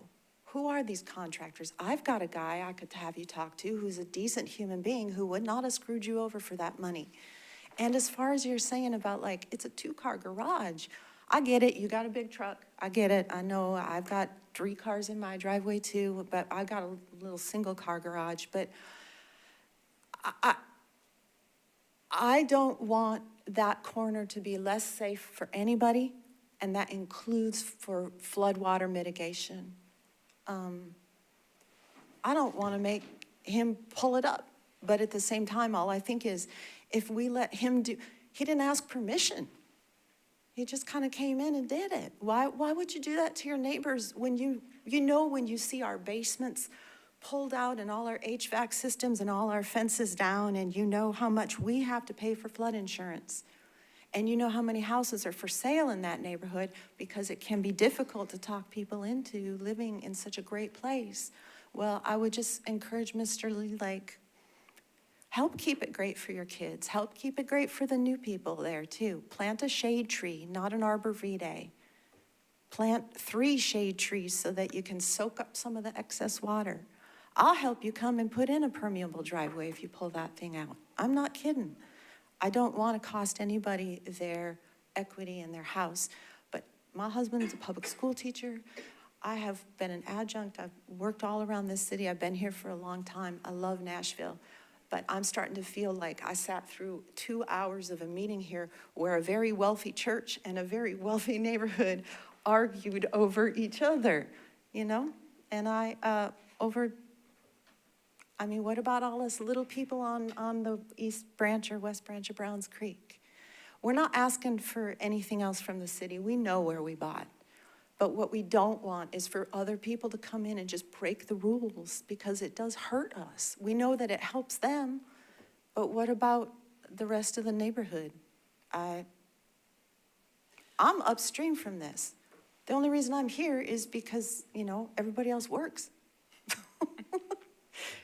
And that's my job right there, actually. I'm working too. So I don't know if there's any kind of compromise we can come to with anything here. I don't necessarily know if I think that the carport itself is any kind of a view block. I don't necessarily think so. And honestly, even if it did and slowed people down, I don't think I would care about that. But what I do care is about new people coming into the neighborhood and paving it. Just paving it. Lots of us have chosen to do other flood mitigation. And I'm just asking for our new neighbors to be considerate of the same. That's it. I don't have a lot else to say. And I'm sorry. I was nervous about coming here because I don't ever want to make anyone feel unwelcome. But I wish it had been done with more thinking about those poor kids trying to raise a family across the street who've been flooded out now. I don't even know how many times. We have our thing in the basement is sideways. We still flood. We just cut our electricity and go urban camping in our house for a minute. But we're in our 50s. People are buying these homes in this good neighborhood with these great schools. And then the rest of our community is not really helping us to stay in our homes and to be able to live a good life with your average amount of worry in a floodplain. So I don't know what to say. It's started with the contractors, so we don't blame the people who bought it. And I agree, they probably made it real crappy for you because they weren't. So not to cut you off, but I No, just no, want to no. be sure we understand the issue is that it's more about the concrete and the impervious surface than it is about the actual carport structure. Is that right? Absolutely. Okay. Absolutely. For me personally, look, I would love a carport. I would love one too. I'm also on a corner. But sometimes I do the jerk thing and put 2 cars in my driveway so people will actually stop at our stop sign. So I get it. He lives here with 3 kids. I see them out playing. They're great. It's awesome. And at the same time, all I can think of is that all just goes right in the drainage, and that goes either across the street 90% of the time. It's, since the city put in some big channel about 2 blocks up from us, people flood on the opposite side of the street now. So I think the new neighbors just aren't aware. I've been there long enough to see all the turnover. You're gonna be high and dry, that'll be great. And the rest of us, I don't wanna leave my home. And I'm not gonna, but I'm weird like that, so. There's like 3 houses for sale on this road right now. No, one of them sold, I think, yeah. So we're just seeing a lot of the effects of this. I don't know. Anything else to say? Any questions, sir? You mentioned a pervious driveway. Would you be opposed to a carport if the driveway surface could accommodate rain drainage? I'm gonna argue, what does that mean? Maybe. Okay. But just like with the trees, 97 trees, well, 97 red buds don't do us any good in Green Hills. We're District 25. So I would want to know some more specifics before I said I really was 100% about this. Again, they seem like good neighbors. We vote very differently, but I don't care. You're good neighbors, and I want to keep good neighbors. And I feel like this is a learning experience for everybody. The rain garden is gone. I mean, if you're gonna take out that little 4 foot by 4 foot, I mean, that's all they'll give the rest of the neighborhood. And then this, so I don't know. I know permeable is probably a lot more expensive. What about one of those nice ones that they used to have where they were just like the 2 rope and then everything else was grass in between? There's gotta be a way to do something with less flooding issue. But he's not on the floodplain, probably. You guys aren't on the floodplain. That's why the house is raised up, so my insurance doesn't cover. yeah, just keep it, just talk to us, please, and Sorry. how many minutes? Okay. So we are actually in the floodway, and we have FEMA flood insurance, and everybody is required to on that side. More water has been getting pushed up further and then across here. So again, it's the infill. And if you can see, the neighbors, God, I'm a horrible neighbor. The neighbors behind you have that another pad where I don't know what it is, but it's like a concrete pad or something back there, but they put up a fence so none of us could see it. Well, we can tell you took all your green stuff out. Little tiny house across the street, 2 of them, stone, old Nashville. I don't know. Okay, any questions for the applicant, for the opposition, sorry? Okay. You have some time left, sir, I believe. Mr. Chairman, the opposition's testimony got me looking at stormwater. The original stormwater plan, the opposition's correct, there was a rain garden where his truck is sitting. But it looks like in 2023, stormwater went out and approved some modification. I don't know. They didn't put any notes, but. Yeah, I thought the variance request here was just the carport itself. It is, yes. Not the concrete. Yeah, it is, yes, sir. Okay. I mean, it's just the carport, but I got curious as to, once we found that the driveway was in this location and not on the other side of the house, I was looking, the grading plan matches what you see out here. So Okay. But the only code violation is the installation of the carport, Yes. It has nothing to do with the concrete pad. The concrete doesn't violate the zoning code, but for the board's purposes, I wanted to be sure that stormwater did look at it and approve what you see Okay, yeah, here as far as concrete. all right. I agree with most everything she said about the flooding. I was here for that flood, and to be perfectly blunt, I've lived in a lot of places in the U.S. I grew up in East Tennessee, lived in D.C. Lived in Dallas for a while. Nashville, after that big flood, was truly impressive on how fast, not only did we clean it up, but we got back and we rebuilt. And when the water folks came out and had mentioned that to me, I immediately said, okay, what do we need to do?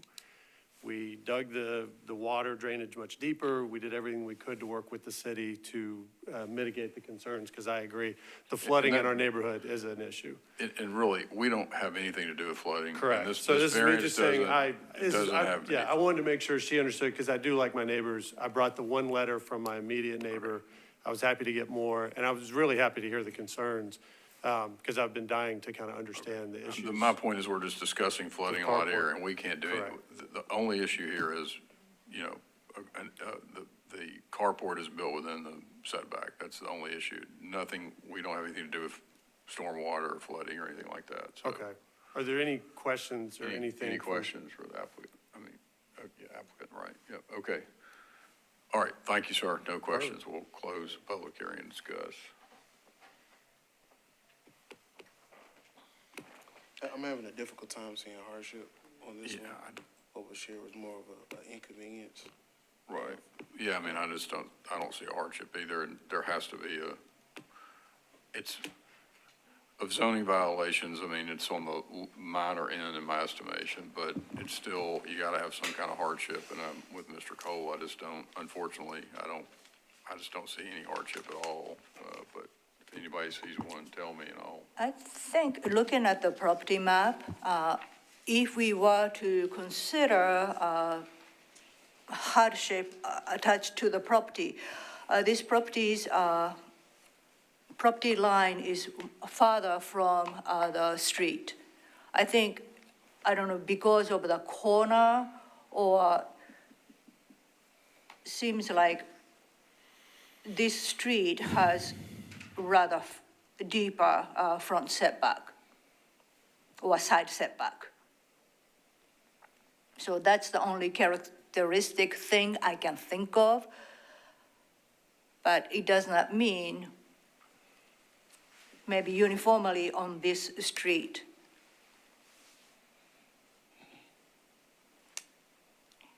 Some street has like a property line closer to the street, but some street property line is, plotted property line is much farther, deeper street, front setback. It seems like this street has interestingly deeper setback, so therefore the buildable area for the porch or carport will be reduced compared to other property. So that's the only kind of thing I can see as a hardship. Yeah, I see where the property line almost looks like the concrete driveway's encroaching on the property, but I can't tell by, usually their property lines aren't all the way to the street. Seems like usually they're about probably where that culvert begins in relation to the house, and I don't know how much more. I mean, he needs a full 20 feet from where he is. I don't know if that gets him to 20 feet, and I know there are some, Ms. Johnson, where that does, seem like a property line closer to a home than we normally see, but I don't really have anything to compare it to right now. Right, I think interestingly, house is just built at the setback.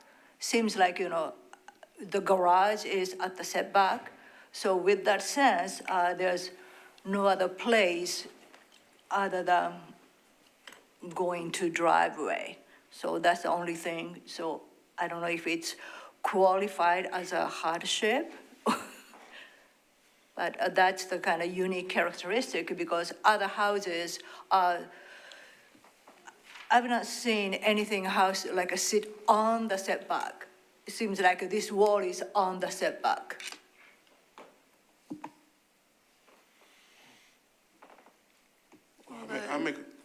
I was gonna say the neighboring properties each have 75-foot frontage, and this property has 57-foot frontage. So I see what you're saying. It's unusually narrow.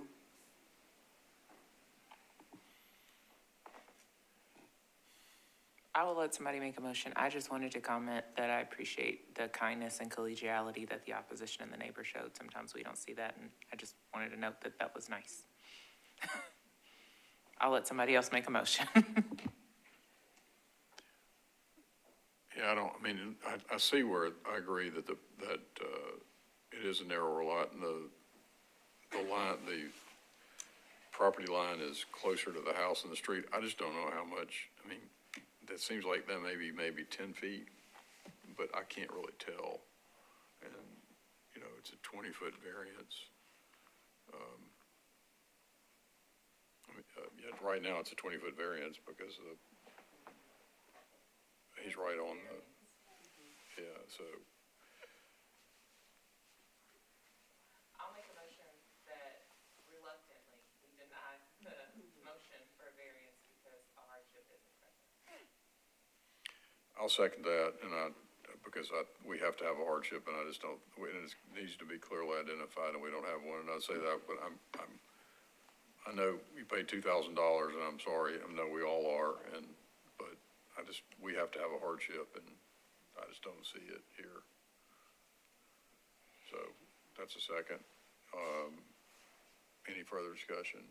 All in favor? Any opposed? I didn't decide, so. Okay. Yeah, well, I think that gets 4 votes. Did you vote in favor of it? So it was denied, so. Okay, that case is denied on a vote of 4, 0, and 1 abstention. What's that? With that, we are adjourned. Okay, yep. Yes, sir. We were just clarified that it was an abstention, given there was no vote, yea or nay. Pardon me? I think we were just clarifying that. I think that was an You're abstention. still gonna be I treated interpreted it as as an abstention. Abstention, but you didn't. Sorry, I just. Yeah, no, sorry.